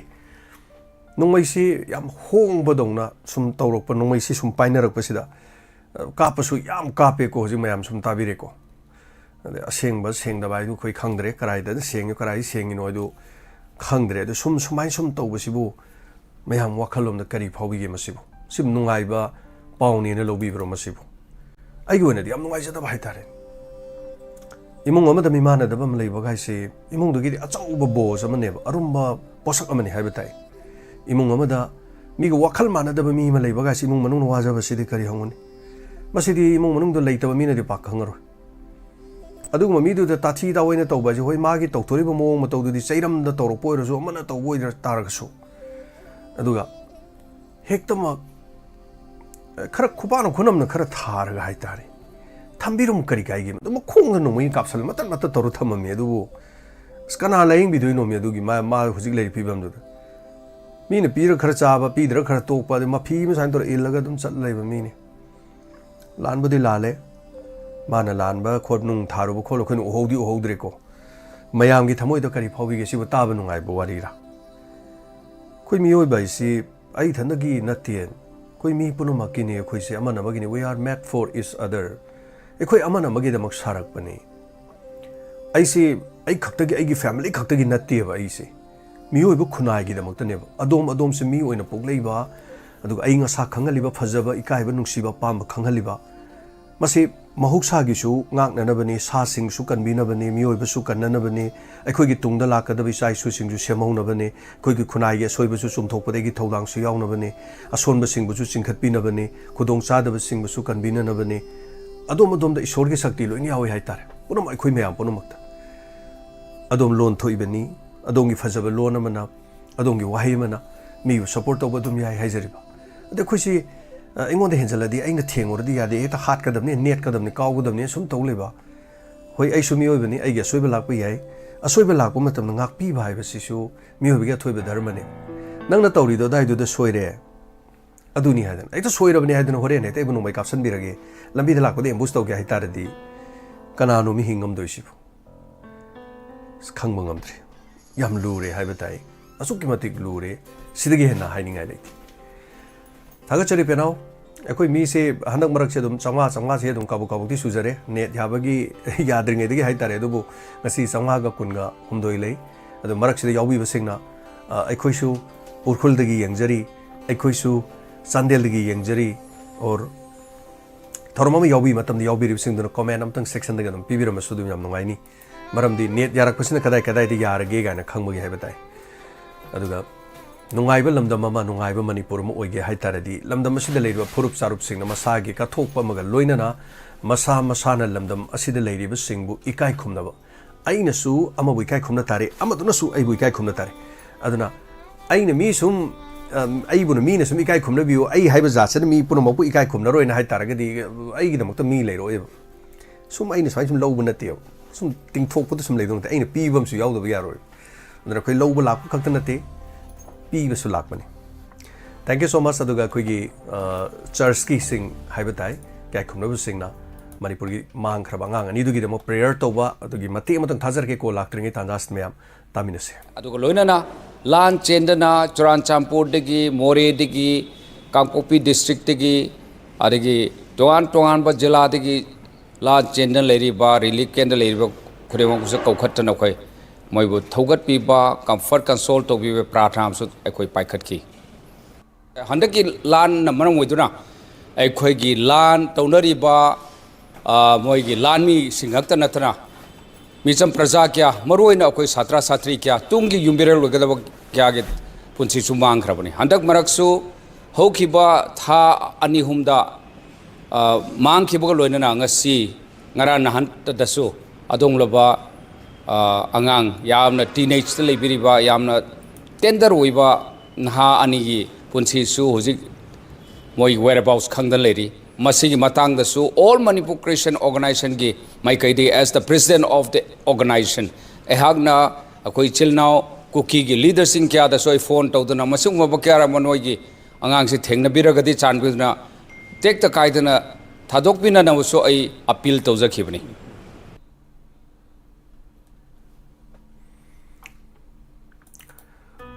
ꯊꯦꯡꯛ ꯌू ꯁो मच ꯊꯥꯒꯠꯆꯔꯤ ꯑꯗꯨꯒ ꯑꯩꯈꯣꯏꯒꯤ ꯂꯩꯕꯤꯔꯤꯕ ꯃꯅꯤꯄꯨꯔ ꯄꯨꯝꯅꯃꯛꯀꯤ ꯍꯥꯏꯕ ꯇꯥꯔꯦ ꯈ꯭ꯔꯤꯁꯇꯤꯌꯟꯒꯤ ꯂꯩꯔꯤꯕ ꯃꯩꯇꯩꯒꯤꯁꯨ ꯑꯗꯨꯒ ꯙꯔꯃ ꯍꯥꯏꯁꯤꯗꯤ ꯑꯊꯣꯏꯕꯅꯤ ꯃꯌꯥꯝ ꯃꯩꯇꯩꯗꯁꯨ ꯃꯩꯇꯩ ꯈ꯭ꯔꯤꯁꯇꯤꯌꯟ ꯂꯩꯕꯅꯤꯅ ꯑꯗꯣ ꯋꯥꯐꯝꯁꯨ ꯑꯣꯜ ꯃꯅꯤꯄꯨꯔ ꯈ꯭ꯔꯤꯁꯇꯤꯌꯟ ꯑꯣꯔꯒꯅꯥꯏꯖꯦꯁꯟ ꯑꯃꯗꯤ ꯃꯩꯇꯩ ꯈ꯭ꯔꯤꯁꯇꯤꯌꯟ ꯆꯔꯆꯦꯁ ꯀꯥꯎꯟꯁꯤꯜ ꯑꯣꯐ ꯃꯅꯤꯄꯨꯔꯒ ꯄꯨꯟꯅ ꯈꯨꯠꯁꯝꯅꯗꯨꯅ ꯏꯝꯐꯥꯜꯗ ꯉꯔꯥꯡ ꯇꯥꯡꯈꯨꯜ ꯕꯥꯞꯇꯤꯁꯠ ꯆꯔꯆꯇ ꯄꯥꯡꯊꯣꯛꯈꯤꯕꯗ ꯄꯤꯁ ꯑꯦꯟड ꯍꯥꯔꯃꯣꯅꯤ ꯍꯥꯏꯕ ꯊꯤꯝꯗ ꯄꯥꯡꯊꯣꯛꯈꯤꯕ ꯑꯗꯨꯒꯨꯝꯕ ꯄ꯭ꯔꯦꯌꯔ ꯐꯦꯂꯣꯁꯤꯞꯀꯤ ꯊꯧꯔꯝ ꯑꯃꯗ ꯋꯥꯐꯝ ꯑꯁꯤ ꯍꯥꯏꯈꯤꯕꯅꯤ ꯑꯗꯨꯒ ꯇꯣꯉꯥꯟꯕꯁꯤꯡ ꯍꯥꯏꯕ ꯇꯥꯔꯦ ꯍꯧꯖꯤꯛ ꯍꯥꯏꯕꯤꯈ꯭ꯔꯤꯗꯨꯅꯤ ꯑꯩꯈꯣꯏꯒꯤ ꯀꯨꯀꯤꯒꯤ ꯂꯩꯕ ꯂꯨꯆꯤꯡꯕꯁꯤꯡ ꯀꯥꯡꯕꯨꯗ ꯑꯉꯥꯡꯁꯤꯡꯗꯣ ꯐꯥꯖꯤꯟꯕ ꯂꯩꯔꯒꯗꯤ ꯊꯥꯗꯣꯛꯄꯤꯌꯨ ꯍꯥꯏꯗꯅ ꯃꯈꯣꯏꯒꯤ ꯃꯥꯏꯀꯩꯗꯒꯤꯁꯨ ꯍꯥꯏꯕ ꯇꯥꯔꯦ ꯑꯗꯨꯅ ꯍꯥꯏꯐꯝ ꯊꯣꯛꯄꯅꯤ ꯇꯧꯐꯝ ꯊꯣꯛꯄꯅꯤ ꯃꯃꯥꯡꯗ ꯑꯩꯈꯣꯏ ꯍꯦꯃꯟꯖꯤꯠ ꯑꯃꯗꯤ ꯂꯤꯡꯊꯣꯏꯉꯝꯕꯤꯒꯤꯗ ꯍꯥꯏꯍꯧꯗ꯭ꯔꯒꯁꯨ ꯅꯨꯡꯉꯥꯏꯈꯤꯗꯕꯁꯤ ꯂꯣꯏ ꯐꯥꯎꯕꯅꯤꯅ ꯑꯁꯤ ꯑꯇꯣꯞꯄ ꯀꯥꯡꯂꯨꯞ ꯑꯃꯗ ꯂꯩꯔꯒꯁꯨ ꯃꯁꯤ ꯇꯧꯕꯤꯒꯅꯨ ꯍꯥꯏꯗꯅ ꯇꯥꯡꯈꯨꯜ ꯀꯥꯡꯂꯨꯞꯅ ꯑꯗꯨꯒ ꯃꯩꯇꯩꯒꯤ ꯈ꯭ꯔꯤꯁꯇꯤꯌꯟ ꯀꯥꯡꯕꯨꯅ ꯃꯗꯨꯕꯨ ꯃꯈꯣꯏꯒꯤ ꯊ꯭ꯔꯨꯗꯒꯤ ꯑꯃꯨꯛ ꯍꯥꯏꯔꯛꯄꯁꯤꯗꯤ ꯐꯩꯅ ꯑꯗꯨꯝ ꯍꯥꯏꯖꯒꯦ ꯍꯜꯂꯣ ꯃꯤꯡ ꯑꯃꯗ ꯂꯩꯐꯝ ꯍꯥꯏꯕꯤꯁꯦ ꯁꯥꯔ ꯑꯩ ꯇꯧꯖꯔꯤꯕ ꯁꯨꯔꯕꯂꯥ ꯀꯛꯆꯤꯡꯗꯒꯤꯅꯤ ꯁꯥꯔꯕꯨ ꯑꯍꯥꯟꯕꯃꯛꯇꯗ ꯏꯀꯥꯏ ꯈꯨꯝꯅꯖꯔꯤ ꯇꯔꯥꯃꯨꯛꯆꯔꯤ ꯁꯨꯔꯕꯂꯥ ꯇꯥꯛꯄꯤꯌꯨ ꯁꯥꯔꯅ ꯍꯧꯖꯤꯛꯇ ꯍꯥꯏꯕꯤꯈꯤꯕ ꯀ꯭ꯋꯥ ꯀꯩꯊꯦꯜꯗꯒꯤ ꯑꯩꯈꯣꯏꯒꯤ ꯋꯥꯈꯜ ꯆꯣꯏꯔꯕ ꯑꯃ ꯃꯈꯣꯡꯗ ꯀꯔꯤꯅꯣ ꯅꯣꯡꯃꯩꯅ ꯀꯥꯞꯁꯟꯕꯤꯔꯝꯃꯦ ꯍꯥꯏꯕꯗꯣ ꯌꯥꯝ ꯅꯨꯡꯉꯥꯏꯇꯦ ꯇꯥꯕ ꯅꯨꯡꯉꯥꯏꯇꯦ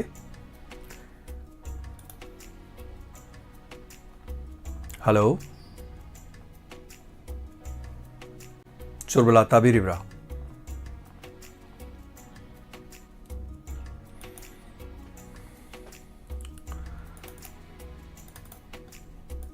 ꯁꯨꯔꯕꯂꯥ ꯂꯥꯏꯟꯗꯤ ꯂꯩꯔꯤ ꯑꯗꯣ ꯁꯨꯔꯕꯂꯥꯒꯤ ꯂꯥꯏꯟ ꯇꯥꯕꯤꯔꯒꯗꯤ ꯃꯈꯥ ꯑꯗꯨꯝ ꯇꯥꯕꯤꯔꯛꯁꯤ ꯇꯥꯕꯤꯗ꯭ꯔꯕ꯭ꯔꯥ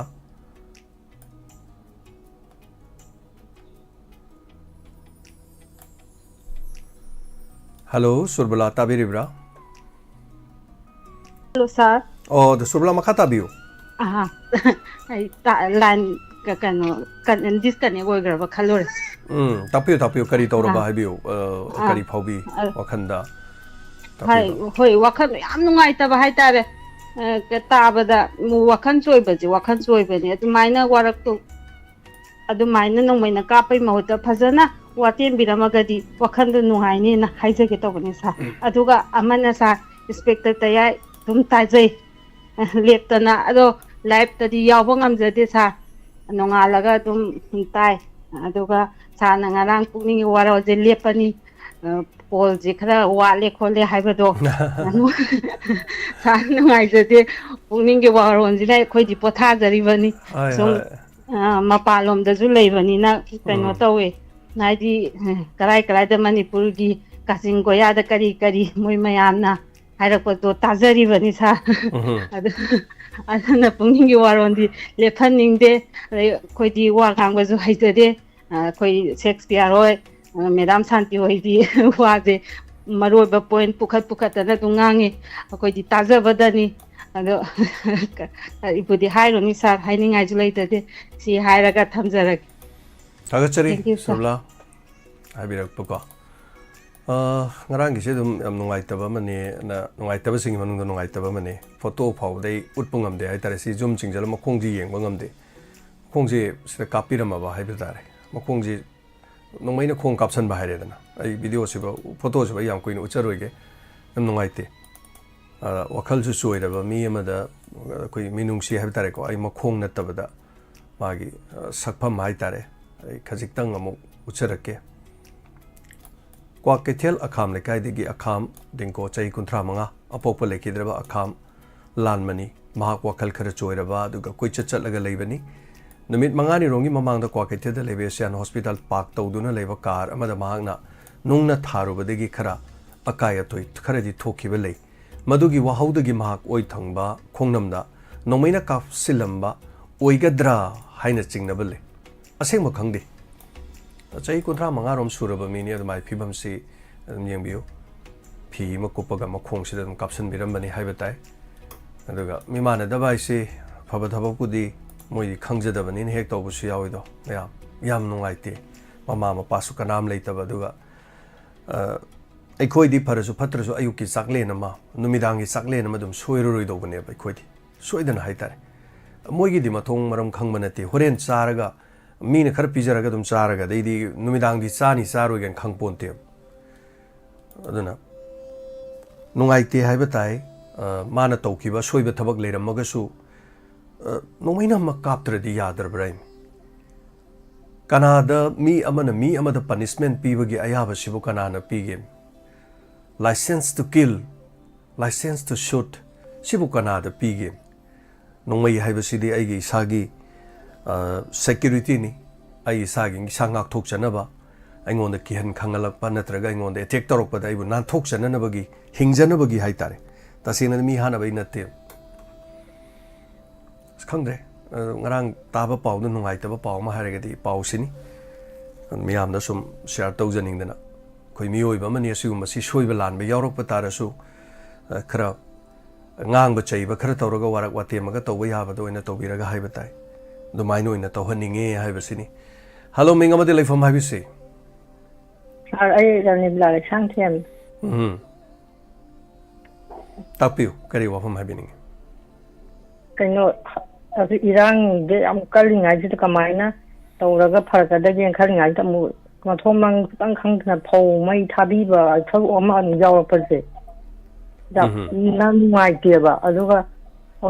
ꯐꯧ ꯂꯣꯛꯄꯒꯤ ꯃꯇꯝꯗꯗꯤ ꯃꯩ ꯊꯥꯕ ꯃꯤꯁꯦ ꯀꯗꯥꯏꯗꯩꯅꯣ ꯈꯪꯗꯦ ꯍꯦꯛꯇ ꯊꯣꯛꯂꯛꯑꯦ ꯑꯗꯨꯅ ꯎꯕꯒꯤ ꯃꯇꯝ ꯌꯥꯝ ꯋꯥꯕ ꯃꯇꯝꯗꯗꯤ ꯍꯥꯔ ꯂꯩꯇ꯭ꯔꯦ ꯈꯣꯠꯇ꯭ꯔꯦ ꯀꯥꯏꯅ ꯇꯧꯕ ꯃꯇꯝꯗꯗꯤ ꯀꯅꯥꯒꯨꯝꯕꯤ ꯑꯃꯇꯅ ꯂꯧꯐꯝ ꯑꯃꯗ ꯍꯥꯔ ꯕꯣꯔꯥ ꯑꯃꯇ ꯑꯣꯏꯅ ꯊꯝꯕꯤꯔꯝꯕꯗꯣ ꯑꯗꯨꯒꯨꯝꯕꯒꯗꯣ ꯌꯥꯎꯔꯛꯑꯗꯤ ꯅꯨꯡꯉꯥꯏꯗꯧꯅꯦ ꯊꯥꯕꯗꯪ ꯊꯣꯛꯂꯛꯄꯁꯦ ꯅꯨꯡꯉꯥꯏꯇꯕ ꯃꯥꯡꯍꯟꯅꯕ ꯊꯣꯛꯂꯛꯄꯗꯤ ꯃꯌꯥꯝ ꯌꯥꯝꯕ ꯇꯦꯡꯕꯥꯡꯕꯤꯅꯕ ꯊꯣꯛꯂꯛꯄꯗꯤ ꯀꯩꯁꯨ ꯌꯥꯝ ꯂꯩꯕ ꯅꯠꯇꯦ ꯍꯥꯏꯖꯔꯤꯕ ꯂꯧꯐꯝꯗ ꯁꯣꯏꯗꯅ ꯍꯥꯔ ꯕꯣꯔꯥ ꯑꯃ ꯊꯝꯃꯝꯃꯦꯗꯤ ꯌꯥꯎꯗꯦ ꯃꯩ ꯊꯥꯗꯣꯛꯄꯤꯅꯕꯗꯤ ꯄꯤꯛꯊꯟ ꯂꯩ ꯍꯥꯏꯇꯥꯔꯦ ꯑꯧ ꯑꯗꯨ ꯅꯨꯡꯉꯥꯏꯇꯦꯕ ꯁꯨꯡꯊꯝ ꯊꯝꯃꯝꯃꯔꯣꯏ ꯃꯗꯨꯗꯤ ꯑꯗꯨꯃꯥꯏꯅ ꯊꯝꯃꯝꯗꯧꯗꯤ ꯅꯠꯇꯦ ꯀꯗꯥꯏ ꯊꯝꯃꯨꯗꯣꯏꯅꯣ ꯑꯗꯨꯅ ꯃꯤ ꯄꯨꯝꯅꯃꯛ ꯍꯥꯏꯇꯥꯔꯦꯀꯣ ꯃꯁꯥ ꯃꯁꯥꯒꯤ ꯀꯩꯅꯣꯗ ꯈꯟꯅꯔꯒ ꯂꯩꯕ ꯉꯥꯛꯇꯅꯤ ꯑꯗꯨꯒ ꯀꯔꯤꯒꯤꯁꯨ ꯊꯝꯃꯨꯅꯦ ꯏꯃꯥꯏ ꯊꯝꯗ꯭ꯔꯦꯅ ꯀꯩꯗꯧꯗꯣꯏꯅꯣ ꯑꯗꯨꯕꯨ ꯋꯥꯔꯤꯗꯤ ꯁꯤꯅꯤꯗ ꯃꯦꯗꯥꯝꯅ ꯍꯥꯏꯕꯤꯔꯤꯗꯨꯁꯨ ꯐꯧ ꯑꯁꯨꯛ ꯋꯥꯅ ꯂꯣꯛꯂꯒ ꯑꯁꯨꯛ ꯋꯥꯅ ꯐꯧ ꯑꯣꯏꯅꯕ ꯏꯔꯥꯡ ꯃꯔꯛꯁꯤꯗ ꯍꯣꯠꯅꯔꯒ ꯏꯁꯤꯡ ꯐꯥꯎꯕ ꯅꯣꯡ ꯐꯥꯎ ꯇꯥꯗꯗꯅ ꯂꯧ ꯑꯣꯏꯅꯕ ꯍꯣꯠꯅꯖꯔꯒ ꯐꯧ ꯑꯣꯏꯔꯛꯑꯀꯥꯟꯗ ꯄꯩꯁꯜꯂꯀꯥꯟꯗ ꯃꯩ ꯊꯥꯕꯤꯕꯁꯤꯕꯨ ꯀꯔꯝꯕ ꯃꯤꯑꯣꯏꯕꯒꯤ ꯙꯔꯃꯅꯣ ꯍꯥꯏꯕꯅꯤ ꯑꯥꯔꯊꯗꯤ ꯁꯤꯅꯦꯕ ꯃꯦꯗꯥꯝꯒꯤꯁꯦ ꯃꯤꯅꯨꯡꯁꯤ ꯈꯪꯗꯕꯗꯣ ꯑꯗꯨꯗꯅꯦ ꯑꯩꯅ ꯃꯌꯥꯝ ꯆꯪꯉꯒ ꯁꯤꯗꯤ ꯀꯩꯁꯨ ꯅꯠꯇꯦ ꯀꯦꯔꯥꯎꯔꯣꯝꯗ ꯂꯩꯕ ꯃꯥꯏꯀꯩꯗ ꯂꯩꯔꯤꯕꯁꯤꯡꯗꯨꯅ ꯌꯨꯝꯊꯪ ꯑꯁꯤ ꯂꯧꯐꯝ ꯊꯪꯅꯔꯤꯁꯤꯅ ꯐꯧ ꯕꯣꯔꯥ ꯑꯃꯃꯝꯇꯪ ꯄꯤꯕꯤꯕꯗ ꯂꯧꯐꯝ ꯍꯨꯝꯐꯨꯅ ꯄꯤꯔꯗꯤ ꯐꯧꯕꯣꯠ ꯍꯨꯝꯐꯨ ꯌꯧꯅꯦꯕ ꯐꯧꯕꯣꯠ ꯍꯨꯝꯐꯨꯗ ꯂꯩꯔꯗꯤ ꯌꯥꯔꯦ ꯀꯩꯅꯣ ꯆꯍꯤ ꯑꯃꯒꯤ ꯃꯇꯦꯡꯗꯣ ꯍꯥꯏꯇꯥꯔꯦꯀꯣ ꯁꯤꯅꯤ ꯈꯪꯗꯦ ꯑꯗꯨꯕꯨ ꯃꯤꯅꯨꯡꯁꯤ ꯆꯥꯎꯕ ꯃꯤ ꯑꯃꯅ ꯇꯧꯕꯤꯒꯦꯗꯤ ꯑꯗꯨꯝ ꯊꯣꯛꯍꯦꯛꯇ ꯇꯧꯕꯤꯕ ꯑꯗꯨꯝ ꯌꯥꯏ ꯑꯔꯩꯕ ꯑꯃꯅ ꯍꯥꯏꯕ ꯇꯥꯏꯀꯣ ꯑꯗ LMGꯅ ꯉꯔꯥꯡ 5,000 LMGꯅ ꯈꯨꯗꯛꯀꯤ ꯑꯣꯏꯅꯗꯤ ꯄꯥꯡꯕꯤꯈ꯭ꯔꯦ ꯇꯥꯛꯄꯤꯌꯨ ꯃꯈꯥ ꯑꯇꯩ ꯀꯔꯤ ꯀꯔꯤ ꯍꯥꯏꯕꯤꯅꯤꯡꯕ ꯂꯩꯔꯤ ꯇꯥꯛꯄꯤꯌꯨ ꯑꯗꯩꯗ ꯁꯨꯃꯥꯏꯅ ꯁꯨꯝ ꯂꯝꯗꯟꯅꯔꯒꯗꯤ ꯌꯥꯏ ꯌꯥꯅꯀꯣ ꯃꯣꯏꯁꯤꯡꯁꯦ ꯊꯤꯗꯣꯛꯍꯟꯅꯤꯡꯕꯒꯤ ꯑꯃ ꯂꯩꯕꯗꯣ ꯐꯥꯕꯗꯤ ꯁꯨꯡꯉꯝ ꯉꯝꯗ꯭ꯔꯤꯕ ꯉꯁꯤꯐꯥꯎꯗ ꯐꯧ ꯊꯥꯔꯛꯏꯁꯦ ꯀꯨꯏꯔꯦꯗꯅ ꯆꯍꯤ 2-3 ꯍꯥꯏꯖꯜꯂꯛꯑꯦ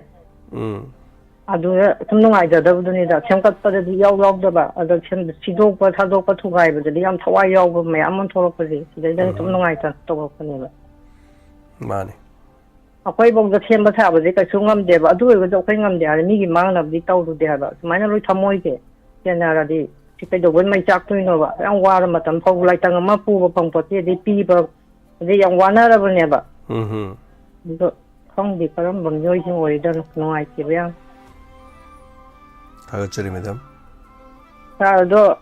ꯄꯨꯛꯅꯤꯡꯒꯤ ꯋꯥꯔꯣꯜꯗꯤ ꯃꯤ ꯌꯥꯝꯕꯁꯨ ꯌꯥꯝꯗꯕꯁꯨ ꯂꯦꯞꯀꯨꯝꯁꯦ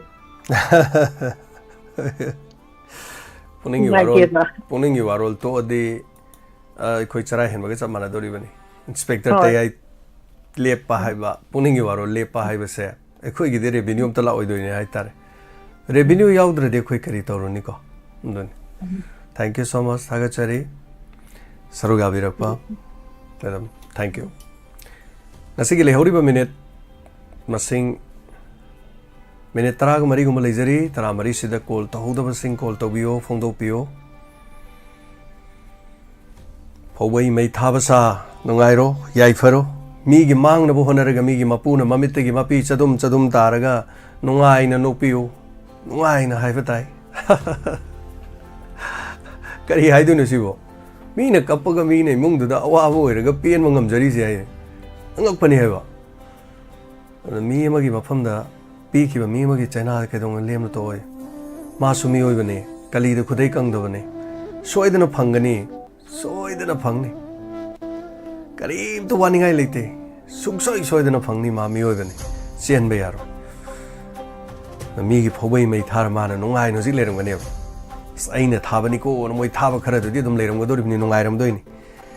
ꯑꯗꯣ ꯀꯔꯤ ꯅꯨꯡꯉꯥꯏꯅꯗꯕꯩꯅꯣ ꯅꯠꯇ꯭ꯔꯒ ꯊꯥꯒꯦꯅ ꯊꯥꯔꯤꯔꯥ ꯇꯧꯒꯦꯅ ꯇꯧꯔꯤꯔꯥ ꯑꯗꯨ ꯑꯣꯏꯔꯒꯗꯤ ꯑꯩꯈꯣꯏꯅ ꯍꯥꯏꯖꯔꯤꯁꯦ ꯃꯌꯥꯝ ꯆꯪꯗꯅ ꯃꯇꯦꯡ ꯄꯥꯡꯁꯤꯜꯂꯒꯗꯤ ꯑꯗꯥꯏꯗ ꯂꯩꯕꯁꯤꯅ ꯍꯥꯏꯇꯥꯔꯦꯀꯣ ꯁꯤꯗꯤ ꯀꯩꯔꯥꯎꯗ ꯂꯩꯕ ꯑꯗꯥꯏꯗ ꯂꯩꯕ ꯃꯤꯁꯤꯡꯇꯅ ꯑꯗꯨꯝ ꯃꯇꯦꯡ ꯄꯥꯡꯈꯤꯕ ꯌꯥꯏꯑꯕ ꯃꯗꯨꯗ ꯑꯃꯨꯛ ꯉꯝꯗ꯭ꯔꯒꯅ ꯈꯔ ꯈꯨꯟꯊꯪꯅꯕ ꯈꯔ ꯅꯛꯄ ꯑꯃꯅ ꯍꯥꯏꯇꯥꯔꯦ ꯐꯧ ꯕꯣꯔꯥ ꯑꯃꯇꯪ ꯑꯩ ꯐꯧꯕꯣꯠꯇꯨ ꯀꯔꯤ ꯍꯥꯏꯇꯥꯔꯦ 60-60 ꯂꯣꯛꯑꯗꯤ ꯐꯧꯕꯣꯠ 2 ꯑꯃ ꯁꯦꯅ ꯃꯉꯣꯟꯗ ꯄꯤꯊꯣꯛꯈꯤꯕ ꯀꯔꯤ ꯀꯥꯏꯒꯦ ꯑꯗꯨ ꯑꯣꯏꯔꯗꯤ ꯐꯧꯕꯣꯠꯇꯨ ꯃꯌꯥꯝ ꯃꯉꯣꯟꯗ ꯄꯩ ꯂꯩꯔꯗꯤ ꯑꯁ ꯃꯁꯤ ꯀꯔꯤꯝ ꯀꯥꯟꯗꯦꯍꯦ ꯃꯩ ꯊꯥꯗꯣꯛꯑꯔꯁꯨ ꯃꯌꯥꯝꯅ ꯄꯤꯁꯜꯂꯛꯄꯗꯤ ꯃꯥ ꯍꯦꯟꯅ ꯐꯪꯈ꯭ꯔꯦ ꯏꯀꯥꯏꯗꯅ ꯑꯗꯩꯗꯤ ꯃꯊꯪ ꯆꯍꯤꯗꯤ ꯇꯣꯛꯑꯁꯤꯗ ꯐꯧꯕꯤ ꯃꯩ ꯊꯥꯔꯒꯨꯝꯁꯦꯅ ꯑꯗꯨꯝ ꯇꯟꯗꯅ ꯑꯗꯨꯝ ꯇꯣꯛꯆꯈ꯭ꯔꯅꯤ ꯍꯥꯏꯖꯔꯤꯕ ꯑꯗꯨꯏ ꯋꯥꯅꯤ ꯀꯔꯤ ꯍꯥꯏꯗꯣꯏꯅꯣ ꯈꯪꯗꯦ ꯒ꯭ꯌꯥꯟ ꯇꯥꯗꯦ ꯃꯌꯥꯝ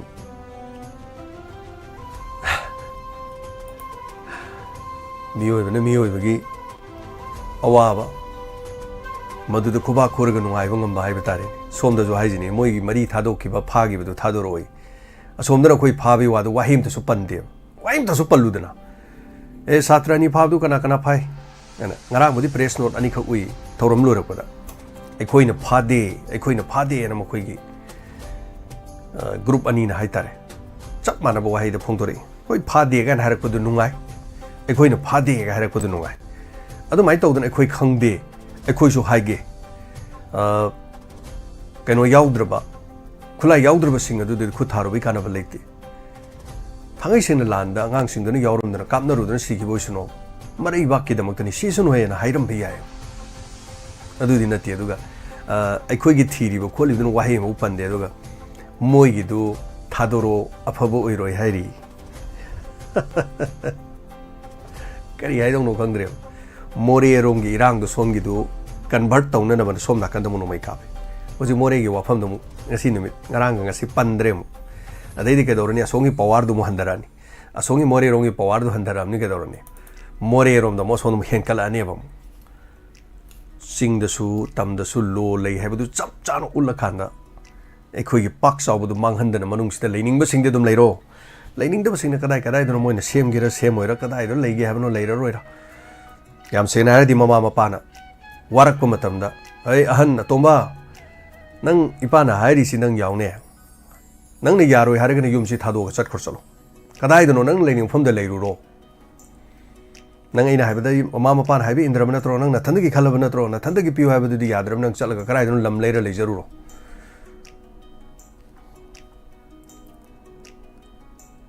ꯄꯤꯛꯈ꯭ꯔꯕ ꯌꯥꯝꯅ ꯆꯥꯎꯕ ꯂꯝ ꯑꯣꯏꯔꯝꯃꯗꯤ ꯄꯤꯊꯣꯛꯈ꯭ꯔꯁꯦꯅ ꯑꯗꯨꯝ ꯍꯥꯏꯕ ꯌꯥꯕꯅꯤ ꯃꯙ꯭ꯌ ꯄ꯭ꯔꯗꯦꯁꯀꯨꯝꯕ ꯑꯣꯏꯔꯝꯃꯕ ꯀꯥꯟꯅꯗ ꯋꯥꯅꯤ ꯃꯁꯤ ꯅꯨꯡꯁꯤꯅꯔꯣꯏꯗ ꯋꯥꯅꯤ ꯂꯝꯁꯨ ꯑꯅꯤ ꯊꯣꯛꯄ ꯑꯗꯨꯝ ꯂꯩꯔꯤ ꯑꯗꯣ ꯂꯝꯁꯤ ꯊꯣꯛ ꯃꯌꯥꯏꯗ ꯑꯅꯤ ꯈꯥꯏꯗꯣꯛꯑꯒ ꯑꯣꯏꯒꯤ ꯑꯣꯏꯖꯈ꯭ꯔꯁꯅꯣꯅ ꯍꯥꯏꯕ ꯌꯥꯏ ꯄꯤꯛꯈ꯭ꯔꯕ ꯂꯝꯅꯤ ꯄꯤꯛꯈ꯭ꯔꯕ ꯁ꯭ꯀ꯭ꯋꯥꯔ ꯀꯤꯂꯣꯃꯤꯇꯔ 12,000 ꯁꯝꯊꯤꯡ ꯈꯔ ꯑꯁꯤ ꯃꯅꯨꯡꯁꯤꯗ ꯌꯦꯡꯕꯤꯌꯣ ꯆꯤꯡꯒꯤ ꯁꯔꯨꯛꯅ 92% ꯇꯝꯅ ꯑꯣꯟꯂꯤ 8% ꯍꯥꯏꯇꯥꯔꯦ ꯇꯝ ꯍꯥꯏꯁꯤꯁꯨ ꯀꯗꯥꯏꯗꯒꯤꯅꯣ ꯑꯩꯈꯣꯏꯅ ꯇꯝ ꯍꯥꯏꯔꯤꯁꯤ ꯇꯝꯁꯤ ꯀꯗꯥꯏꯋꯥꯏꯗ ꯂꯩꯔꯝꯒꯦꯕ ꯆꯤꯡꯈꯣꯡꯗꯒꯤ ꯆꯦꯟꯊꯔꯛꯄ ꯆꯤꯡꯈꯣꯡꯗꯒꯤ ꯁꯦꯝꯊꯔꯒ ꯑꯩꯈꯣꯏꯒꯤ ꯂꯩꯍꯥꯎꯅ ꯁꯨꯝ ꯁꯦꯝꯈꯤꯕ ꯃꯐꯝ ꯉꯥꯛꯇꯅꯦꯕ ꯑꯩꯈꯣꯏ ꯁ꯭ꯋꯥꯏ ꯍꯥꯏꯔꯁꯤ ꯈꯣꯡꯖꯣꯝ ꯍꯥꯏꯔꯁꯤ ꯈꯣꯡꯖꯣꯝꯁꯤ ꯑꯩꯒꯤ ꯂꯩꯖꯔꯤꯕ ꯈꯣꯡꯐꯝꯁꯤꯗꯒꯤ ꯁꯨꯞꯅꯇꯒꯤ ꯀꯤꯂꯣꯃꯤꯇꯔ 1.5 ꯆꯤꯡ ꯂꯩꯌꯦꯕ ꯑꯩꯈꯣꯏ ꯂꯩꯔꯤꯁꯤ ꯁꯨꯝ ꯌꯦꯡꯁꯦꯕ ꯑꯩꯈꯣꯏ ꯑꯁ꯭ꯋꯥꯏ ꯁꯨꯝ ꯆꯠꯈꯤꯕ ꯃꯇꯝꯗ ꯊꯧꯕꯥꯜ ꯍꯥꯏꯁꯤ ꯊꯧꯕꯥꯜꯗꯨꯒꯤ ꯃꯅꯥꯛꯇ ꯏꯅꯛ ꯅꯛꯄꯗ ꯆꯤꯡ ꯑꯗꯨꯝ ꯂꯩ ꯌꯥꯝ ꯅꯛꯅ ꯁꯨꯝ ꯌꯦꯡꯁꯤ ꯆꯤꯡ ꯂꯩꯇꯕ ꯖꯒꯥ ꯂꯩꯇꯦ ꯋꯥꯏꯊꯧ ꯍꯥꯏꯔꯁꯤ ꯋꯥꯏꯊꯧꯁꯨ ꯑꯗꯨꯝ ꯆꯤꯡ ꯂꯩ ꯋꯥꯏꯊꯧꯗꯣ ꯑꯃꯨꯛ ꯂꯥꯟꯊꯣꯛꯑꯁꯤ ꯂꯤꯂꯣꯡꯒꯤ ꯑꯗꯥꯏꯗ ꯆꯤꯡ ꯑꯗꯨꯝ ꯂꯩ ꯂꯤꯂꯣꯡꯗꯨꯒꯤ ꯃꯅꯤꯡꯂꯣꯝꯗꯤ ꯁꯔꯨꯛꯇ ꯁꯣꯝ ꯅꯥꯀꯟꯗ ꯕꯥꯔꯨꯅꯤꯒꯤ ꯆꯤꯡ ꯑꯗꯨꯝ ꯂꯩ ꯈꯤꯇꯪ ꯍꯦꯛ ꯆꯠꯊꯣꯔꯛꯄꯗ ꯁꯤꯡꯖꯃꯩ ꯍꯥꯏꯔꯦ ꯁꯤꯡꯖꯃꯩ ꯁꯣꯝ ꯅꯥꯀꯟꯗ ꯕꯥꯔꯨꯅꯤ ꯁꯣꯝ ꯄꯔꯦꯡꯗꯣ ꯑꯗꯨꯝ ꯂꯩꯔꯦ ꯏꯝꯐꯥꯜꯒꯤ ꯄ꯭ꯂꯦꯟ ꯑꯣꯏꯕ ꯖꯒꯥꯗꯨꯒꯤ ꯃꯇꯦꯛꯇꯨꯗꯅꯤ ꯁꯣꯝ ꯅꯥꯀꯟꯗ ꯆꯠꯂꯦ ꯂꯥꯡꯒꯣꯜ ꯂꯩꯔꯦ ꯁꯣꯝ ꯅꯥꯀꯟꯗ ꯑꯃꯨꯛ ꯆꯠꯂꯀꯥꯟꯗ ꯑꯩꯈꯣꯏ ꯊꯥꯡꯃꯩꯕꯟꯗꯣꯝ ꯆꯠꯄꯗ ꯊꯥꯡꯃꯩꯕꯟ ꯆꯤꯡ ꯑꯗꯨꯝ ꯂꯩꯔꯦ ꯂꯥꯏꯃꯅꯥꯏꯒꯤ ꯆꯤꯡ ꯑꯗꯨꯝ ꯂꯩꯔꯦ ꯃꯗꯒꯤ ꯈꯤꯇꯪ ꯍꯦꯛ ꯆꯠꯊꯣꯛꯈꯤꯕ ꯁꯣꯝꯗ ꯀꯩꯅꯣꯔꯣꯝꯗ ꯆꯠꯂꯦꯅ ꯈꯜꯂꯁꯤ ꯄꯥꯡꯒꯩꯔꯣꯝ ꯆꯠꯂꯦꯅ ꯈꯜꯂꯁꯤ ꯑꯗꯨ ꯄꯨꯈꯥꯎ ꯑꯗꯥꯏꯗ ꯁꯨꯝ ꯆꯤꯡ ꯑꯗꯨꯝ ꯂꯩꯔꯦ ꯆꯤꯡꯒ ꯂꯥꯞꯅꯗꯕ ꯑꯝꯇ ꯂꯩꯇꯦꯕ ꯆꯤꯡꯗꯒꯤ ꯆꯣꯝꯊꯔꯛꯄ ꯆꯤꯡꯒꯤ ꯂꯩꯍꯥꯎꯗꯨꯅ ꯁꯦꯝꯈꯤꯕ ꯆꯤꯡꯈꯣꯡꯗ ꯂꯩꯈꯤꯕꯒꯤ ꯋꯥꯅꯤꯗ ꯑꯗ ꯂꯝꯁꯤ ꯇꯣꯉꯥꯟꯕ ꯋꯥꯐꯝꯁꯤꯡꯗꯨ ꯇꯣꯉꯥꯟ ꯍꯦꯛꯇ ꯈꯥꯏꯗꯣꯛꯑꯒ ꯂꯩꯈꯤꯕ ꯑꯗꯨꯅ ꯑꯩꯈꯣꯏ ꯄꯥꯝꯃꯒꯗꯤ ꯂꯝꯗꯣ ꯈꯔ ꯆꯥꯎꯕ ꯃꯐꯝꯗ ꯑꯣꯏꯅ ꯂꯧꯕꯤꯔꯣ ꯆꯠꯂꯒ ꯀꯗꯥꯏꯋꯥꯏꯗꯅꯣ ꯈꯔꯁꯨ ꯅꯨꯡꯉꯥꯏꯅꯕ ꯑꯗꯨꯝ ꯁꯦꯟꯇꯔꯒꯁꯨ ꯆꯥꯟꯅꯕꯅꯤꯅ ꯃꯦꯗꯥꯝ ꯁꯥꯟꯇꯤꯅ ꯍꯥꯏꯕꯗꯤ ꯒꯨꯖꯔꯥꯠꯇ ꯑꯣꯏꯅ ꯆꯥꯎꯔꯒꯗꯤ ꯒꯨꯖꯔꯥꯠꯅ ꯌꯥꯝ ꯆꯥꯎꯕ ꯍꯦꯜꯂꯤ ꯑꯗꯨꯅ ꯄꯥꯛ ꯆꯥꯎꯕ ꯒꯨꯖꯔꯥꯠꯀꯤꯗ ꯑꯣꯏꯅ ꯄꯤꯊꯣꯛꯄ ꯌꯥꯔꯒꯅ ꯄꯤꯊꯣꯛꯄꯤꯈ꯭ꯔꯣ ꯑꯩꯈꯣꯏ ꯁꯤꯗꯒꯤ ꯍꯦꯟꯅ ꯆꯥꯎꯕ ꯖꯒꯥ ꯑꯃ ꯂꯧꯔꯒ ꯍꯥꯏꯇꯥꯔꯦ ꯅꯨꯡꯁꯤ ꯆꯥꯟꯅꯅ ꯂꯩꯃꯤꯟꯅꯁꯤ ꯆꯥꯎꯈꯠꯄꯒꯤ ꯃꯥꯏꯀꯩꯗ ꯏꯖꯨꯀꯦꯁꯟꯗ ꯑꯇꯣꯞꯄ ꯁꯦꯛꯇꯔꯗ ꯍꯦꯟꯅ ꯆꯥꯎꯈꯠꯅꯅꯕꯒꯤꯗꯃꯛꯇ ꯉꯁꯤꯒꯤ ꯃꯥꯂꯦꯝꯒꯤ ꯈꯣꯡꯖꯦꯜ ꯑꯁꯤꯗ ꯌꯥꯎꯃꯤꯟꯅꯗꯅ ꯂꯝꯕꯤ ꯊꯣꯡ ꯐꯠꯇ꯭ꯔꯤꯕꯁꯤ ꯑꯍꯥꯟꯕꯗ ꯂꯝꯕꯤ ꯊꯣꯡꯁꯤ ꯐꯅꯅꯕ ꯍꯣꯠꯅꯕꯤꯅꯕ ꯑꯗꯨꯒ ꯑꯩꯈꯣꯏꯒꯤ ꯂꯧꯎ ꯁꯤꯡꯎꯕꯗ ꯃꯌꯥꯝ ꯄꯨꯝꯅꯃꯛꯅ ꯂꯧꯎ ꯁꯤꯡꯎꯔꯤꯕ ꯄꯣꯠꯂꯝꯁꯤꯡ ꯑꯁꯤ ꯑꯩꯈꯣꯏ ꯃꯌꯥꯝ ꯄꯨꯝꯅꯃꯛꯇ ꯃꯗꯨꯒꯤ ꯆꯥꯊꯣꯛ ꯄꯣꯠꯊꯣꯛꯁꯤꯡꯁꯤ ꯍꯣꯡꯅ ꯐꯪꯍꯟꯅꯕ ꯑꯦꯛꯁꯄꯣꯔꯠ ꯏꯝꯄꯣꯔꯠ ꯇꯧꯕ ꯌꯥꯅꯅꯕꯒꯤ ꯃꯇꯤꯛ ꯆꯥꯅ ꯃꯐꯝ ꯑꯃꯗ ꯁꯦꯝꯕꯤꯗꯅ ꯊꯝꯕꯤꯕ ꯏꯊꯩ ꯂꯧꯈꯣꯡ ꯐꯖꯅ ꯁꯦꯝꯕꯤꯕ ꯅꯣꯡ ꯆꯨꯔꯛꯇꯕ ꯃꯇꯝꯗ ꯂꯧ ꯎꯕ ꯌꯥꯅꯅꯕꯒꯤ ꯀꯦꯅꯦꯜꯁꯤꯡ ꯐꯖꯅ ꯁꯦꯝꯕꯤꯕꯒꯤ ꯏꯁꯤꯡꯒꯤ ꯔꯤꯖꯥꯔꯕꯦꯁꯟ ꯃꯌꯥꯝ ꯊꯝꯕꯤꯕ ꯇꯣꯉꯥꯟꯕ ꯃꯐꯝꯁꯤꯡꯗ ꯑꯩꯈꯣꯏ ꯃꯐꯝꯁꯤꯗ ꯏꯁꯤꯡ ꯂꯩꯔꯒꯅ ꯚꯥꯔꯤꯗ ꯂꯩꯕ ꯂꯩꯇ꯭ꯔꯒꯅ ꯁꯨꯡꯂꯩ ꯂꯩꯇꯕ ꯂꯝ ꯑꯃ ꯑꯣꯏꯔꯤꯁꯤ ꯏꯁꯤꯡꯕꯨ ꯌꯣꯛꯈꯠꯂꯒ ꯄꯟ ꯁꯥꯗꯅ ꯇꯤꯡꯗꯅ ꯐꯖꯕ ꯗꯥꯝꯁꯤꯡ ꯊꯝꯕ ꯑꯇꯩ ꯃꯇꯝꯗ ꯐꯦꯃꯤꯂꯤ ꯌꯦꯡꯕ ꯌꯥꯅꯅꯕ ꯉꯥ ꯆꯥꯛꯄꯨ ꯌꯣꯛꯑꯁꯨ ꯐꯦꯃꯤꯂꯤ ꯆꯠꯂꯒ ꯌꯦꯡꯕ ꯌꯥꯕ ꯃꯐꯝ ꯑꯃꯃꯝꯁꯨ ꯑꯣꯏꯅꯅꯕ ꯁꯦꯝꯕꯤ ꯁꯥꯕꯤꯕ ꯏꯖꯨꯀꯦꯁꯟ ꯁꯦꯛꯇꯔꯗ ꯐꯖꯅ ꯁꯦꯝꯕꯤꯕ ꯍꯦꯜꯊ ꯁꯦꯛꯇꯔꯗ ꯗꯤꯁꯇ꯭ꯔꯤꯛ ꯋꯥꯏꯁꯇ ꯐꯖꯅ ꯗꯤꯁꯇ꯭ꯔꯤꯛ ꯍꯣꯁꯄꯤꯇꯥꯜ ꯑꯃꯃꯝꯗ ꯑꯩꯈꯣꯏꯒꯤ ꯇꯣꯉꯥꯟꯕ ꯑꯔꯨꯕ ꯑꯅꯥꯕꯁꯤꯡꯒꯤ ꯍꯥꯏꯕ ꯇꯥꯏ ꯃꯁꯤꯒꯤ ꯐꯦꯁꯤꯂꯤꯇꯤ ꯂꯩꯕ ꯍꯣꯁꯄꯤꯇꯥꯜꯁꯤꯡ ꯂꯩꯍꯟꯕ ꯏꯖꯨꯀꯦꯁꯟꯒꯤ ꯂꯩꯍꯟꯕ ꯑꯗ ꯁꯤꯒꯨꯝꯕꯒꯤ ꯁꯦꯛꯇꯔꯗ ꯑꯗꯒꯤ ꯃꯩ ꯐꯖꯅ ꯐꯪꯍꯟꯕ ꯁꯨꯃꯥꯏꯅ ꯇꯧꯔꯀꯥꯟꯗ ꯂꯩꯕꯥꯛꯇ ꯁꯨꯝ ꯆꯥꯎꯈꯠꯂꯀꯥꯟꯗ ꯃꯥꯂꯦꯝꯗꯒꯤ ꯇꯣꯉꯥꯟꯕ ꯃꯤ ꯀꯌꯥ ꯂꯥꯛꯇꯣꯏꯅꯤ ꯍꯟꯗꯛ ꯆꯍꯤ 5-6 ꯃꯄꯥꯟꯗꯒꯤ ꯃꯤ ꯆꯪꯁꯤꯜꯂꯛꯇꯅ ꯃꯅꯤꯄꯨꯔꯗ ꯂꯥꯛꯈ꯭ꯔꯕꯅꯤ ꯍꯥꯏꯖꯔꯤꯕ ꯗꯣꯛꯇꯔ ꯒꯤꯜꯕꯔꯠ ꯀꯣꯜꯁꯦ ꯉꯁꯤꯒꯤꯗꯤ ꯐꯔꯛ ꯇꯥꯗꯧꯗꯤ ꯃꯥꯜꯂꯦ ꯑꯣꯟꯂꯤ 3 minutes ꯈꯛꯇꯪ ꯉꯥꯏꯈꯔꯦ ꯍꯧꯖꯤꯛ ꯈꯛꯇ ꯂꯥꯛꯄꯤ ꯉꯁꯤꯗꯤ ꯈꯤꯇꯪ ꯊꯦꯡꯈ꯭ꯔ ꯃꯥꯜꯂꯦ ꯑꯗꯨꯕꯨ ꯃꯤꯅꯤꯠ 3ꯗ ꯗꯣꯛꯇꯔꯒꯤ ꯋꯥꯐꯝꯁꯦ ꯐꯣꯡꯗꯣꯛꯄꯗꯤ ꯅꯨꯡꯉꯥꯏꯒꯗꯕꯗ ꯑꯩ ꯃꯥꯟꯗꯦ ꯑꯩ ꯋꯥꯈꯟꯗ ꯗꯣꯛꯇꯔꯒꯤꯗꯤ ꯑꯣꯜꯃꯣꯁ ꯌꯥꯝꯗ꯭ꯔꯕꯗ ꯃꯤꯅꯤꯠ 8ꯇꯒꯤ 10 ꯐꯥꯎꯕ ꯑꯗꯨꯝ ꯇꯧꯕꯤꯕꯅꯤ ꯍꯥꯏꯕ ꯇꯥꯏ ꯉꯁꯤꯒꯤꯗꯤ ꯃꯤꯅꯤꯠ 2 ꯈꯛꯇ ꯉꯥꯏꯈ꯭ꯔꯦ ꯊꯧꯔꯝꯁꯤꯗ ꯑꯗꯨꯝ ꯃꯌꯥꯝꯁꯨ ꯎꯕꯤꯔꯝꯃꯅꯤ ꯌꯨꯇ꯭ꯌꯨꯕꯇ ꯑꯗꯨꯕꯨ ꯊꯥꯒꯠꯆꯔꯤ ꯈꯤꯇꯪ ꯊꯦꯡꯈꯤꯕ ꯍꯥꯏꯇꯥꯔꯦꯅꯦꯀꯣ ꯑꯗꯨꯅ ꯃꯤꯅꯤꯠ ꯈꯔꯁꯤ ꯃꯄꯨꯡ ꯐꯥꯅ ꯑꯗꯨꯝ ꯉꯥꯡ ꯂꯩꯔꯦ ꯍꯥꯏꯇꯥꯔꯦ ꯁꯅꯥ ꯅꯣꯡ ꯍꯣꯡꯗꯤ ꯈꯔ ꯍꯣꯡꯉꯦꯅ ꯇꯥꯛꯄꯤꯔꯛꯑꯦ ꯑꯦꯅꯤꯋꯦ ꯊꯥꯒꯠꯆꯔꯤ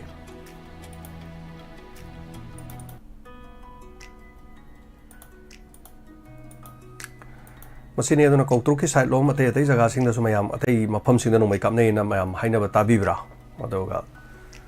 sok apan yaw khot pagi matang da haiba taren yawan ning kidra ngarang so sokriba singdo mioi ani di critical oi hai yamna yang na phabira poisano ngang ani so phangboi sano kari matam no moi gi do khoi do ona sigan hairaba mayam kari phang moi na mari ni khoi na ani ni haite khoi nga ni piro no ani mo na resi ani ma di thamor ge matung noi pharak tana matung pharakanda mo onthon jin tawno ba yara kadra hojik si hingom gadra hingom bodra maduni khwai di wari sa itare mami sedun yes penawi doctor yawi Dr. Gilbert akhoi IVF ki specialist ni Delhi da leibani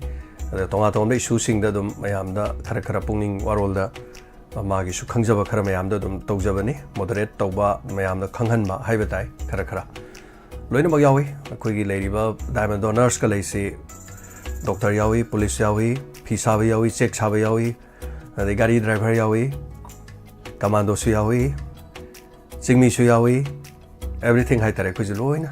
subani hai tai thagachari panama se sanatomi no honestly harabadi yai adu hingbadi thajabagi wangmani sumani modi pharaga yang kuina thamgandaba se sidani aduga honestly yadradi upai leti Penobi, it's all right. Kesu kaiti. Thagachari. Aduni ningom thoibi nungaiba paudi leitre thajabagi wangmada iduni kari haiduno khangde aduna imong manung mama popina wanda leidu ubudo ko swai lawi sas yo bese manade ko mi makhan se kana gumana sok apan ubese sangjalaga dum yengba ngambai thona dum lei mkhoi singsina doctor guma gai guma khara oidawni khodi doctor oiba sunga yaroi len ba khot pagi surgery ga pak to bi yaroi maramdi asok puju ubi yada I ubi yade hai tare khojin miyo bise pok podi am phajai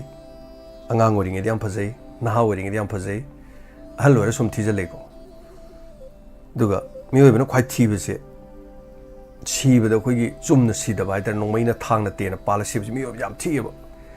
sumnaga naraga sibasidi miyobe mamaidu yam nuksibane mamaidu yengmadana pije chadum taban ai pabung sikanda ai ma sikanda maidu mai yengmada ai kapabung amde haidar pije or tab mapok sige mo hana uroroi ko ngasina loire ko ga khallubada ko mai thong ubada sigra bai tar maduda phajabadu di lore as ishor de gen phajajani ishor di leidana ayek pasaktam sam krishna haro ayek padadum uidana ko adagi tonga masing hai tare khoi ima panthoibi tei lei mayam hai tare phajajani mi sina sira kanda di chumna sibada di mi ob sam phajaiba mai thongjo da nungsi gai hai ngau che lai tare aduga gari accident tor siba nongmaina pala siba siguma sidi yam thieba aduna ai sugyeng janing dai di yengamde Thank you so much. Thagachari. Mayam section lemina se ngasigi matang asida pukning warol thorom lo sinjare. Thorom sanduk sa kibada soi ki lan ki bai gi wahai wata henjen ki ba panama ngapi gani. Aduga akoi gi thamoi da leiba wakhalon sing phongdong na bagi tanjani. Thorom masina ne koi na mi gi mateng pangjari basu phayeng da chatuna marai bak thirabi ichalama gi mateng pangna na ba athuba matam da sinjarake mayam na pibirak pa paisa senpham dagi Lupali sing ni phudang yang kaidang surabadi na khaidana leijabani pesa sudari adubu koi ngamba chang da dum hona jage thorom sigi mateng dagi ne mateng pangbirak pasing USA dagi pangbirak pa 20,000 ama aduga maitai noksagi lising tara ama madam sarobalagi sumaina leirakan da haiba tare machit khara leisalakpan hoji koi 35 yogadran leiri to maitai noksagi senpham lokdi lokthokjare koi loksan nadri hai tare ado karigumba koi madu fauna kan yora agadi ising phudang oraga so koi parap tawdane koi thiluna bagi hona jage adu gai chaladugi magi mapuroi bana thobo ina satkhrabu chu pikli bangang adu lanfam da thawai thajakhrabu su mapuroi bana thamam ba roiba khudon haiba tai madu masana ba haitare angangse adu angangse gi punchi si kallabadi mapuroi bagi nuksiraba khudol aduga mama ga lenhobadu di punchi su palelo bai Diamond ye siguma thorom masinani ekhoi na mateng pang mungam jari ba puksel chaur ba kya ga loina adom pangmo ngamdrabasu adom na thumbs up ama tabiyo thank you so much taga chari ngasi gi tengwa biro ko lauthok chadre duga hayeng lauthok chage tenglang ba yaurabasu ngasi oinadi madugi update ekoi da leitre aduga punomapu ngasi gi thorlu sin ba yabada luxury pung ahum tarak ko matamda entertainment program ama thamjari awana marak sida ngak tong orabasu wakal pothana na bagi dama saru gabiyo till then मैं पुनमपु खुरुमजरी and take care.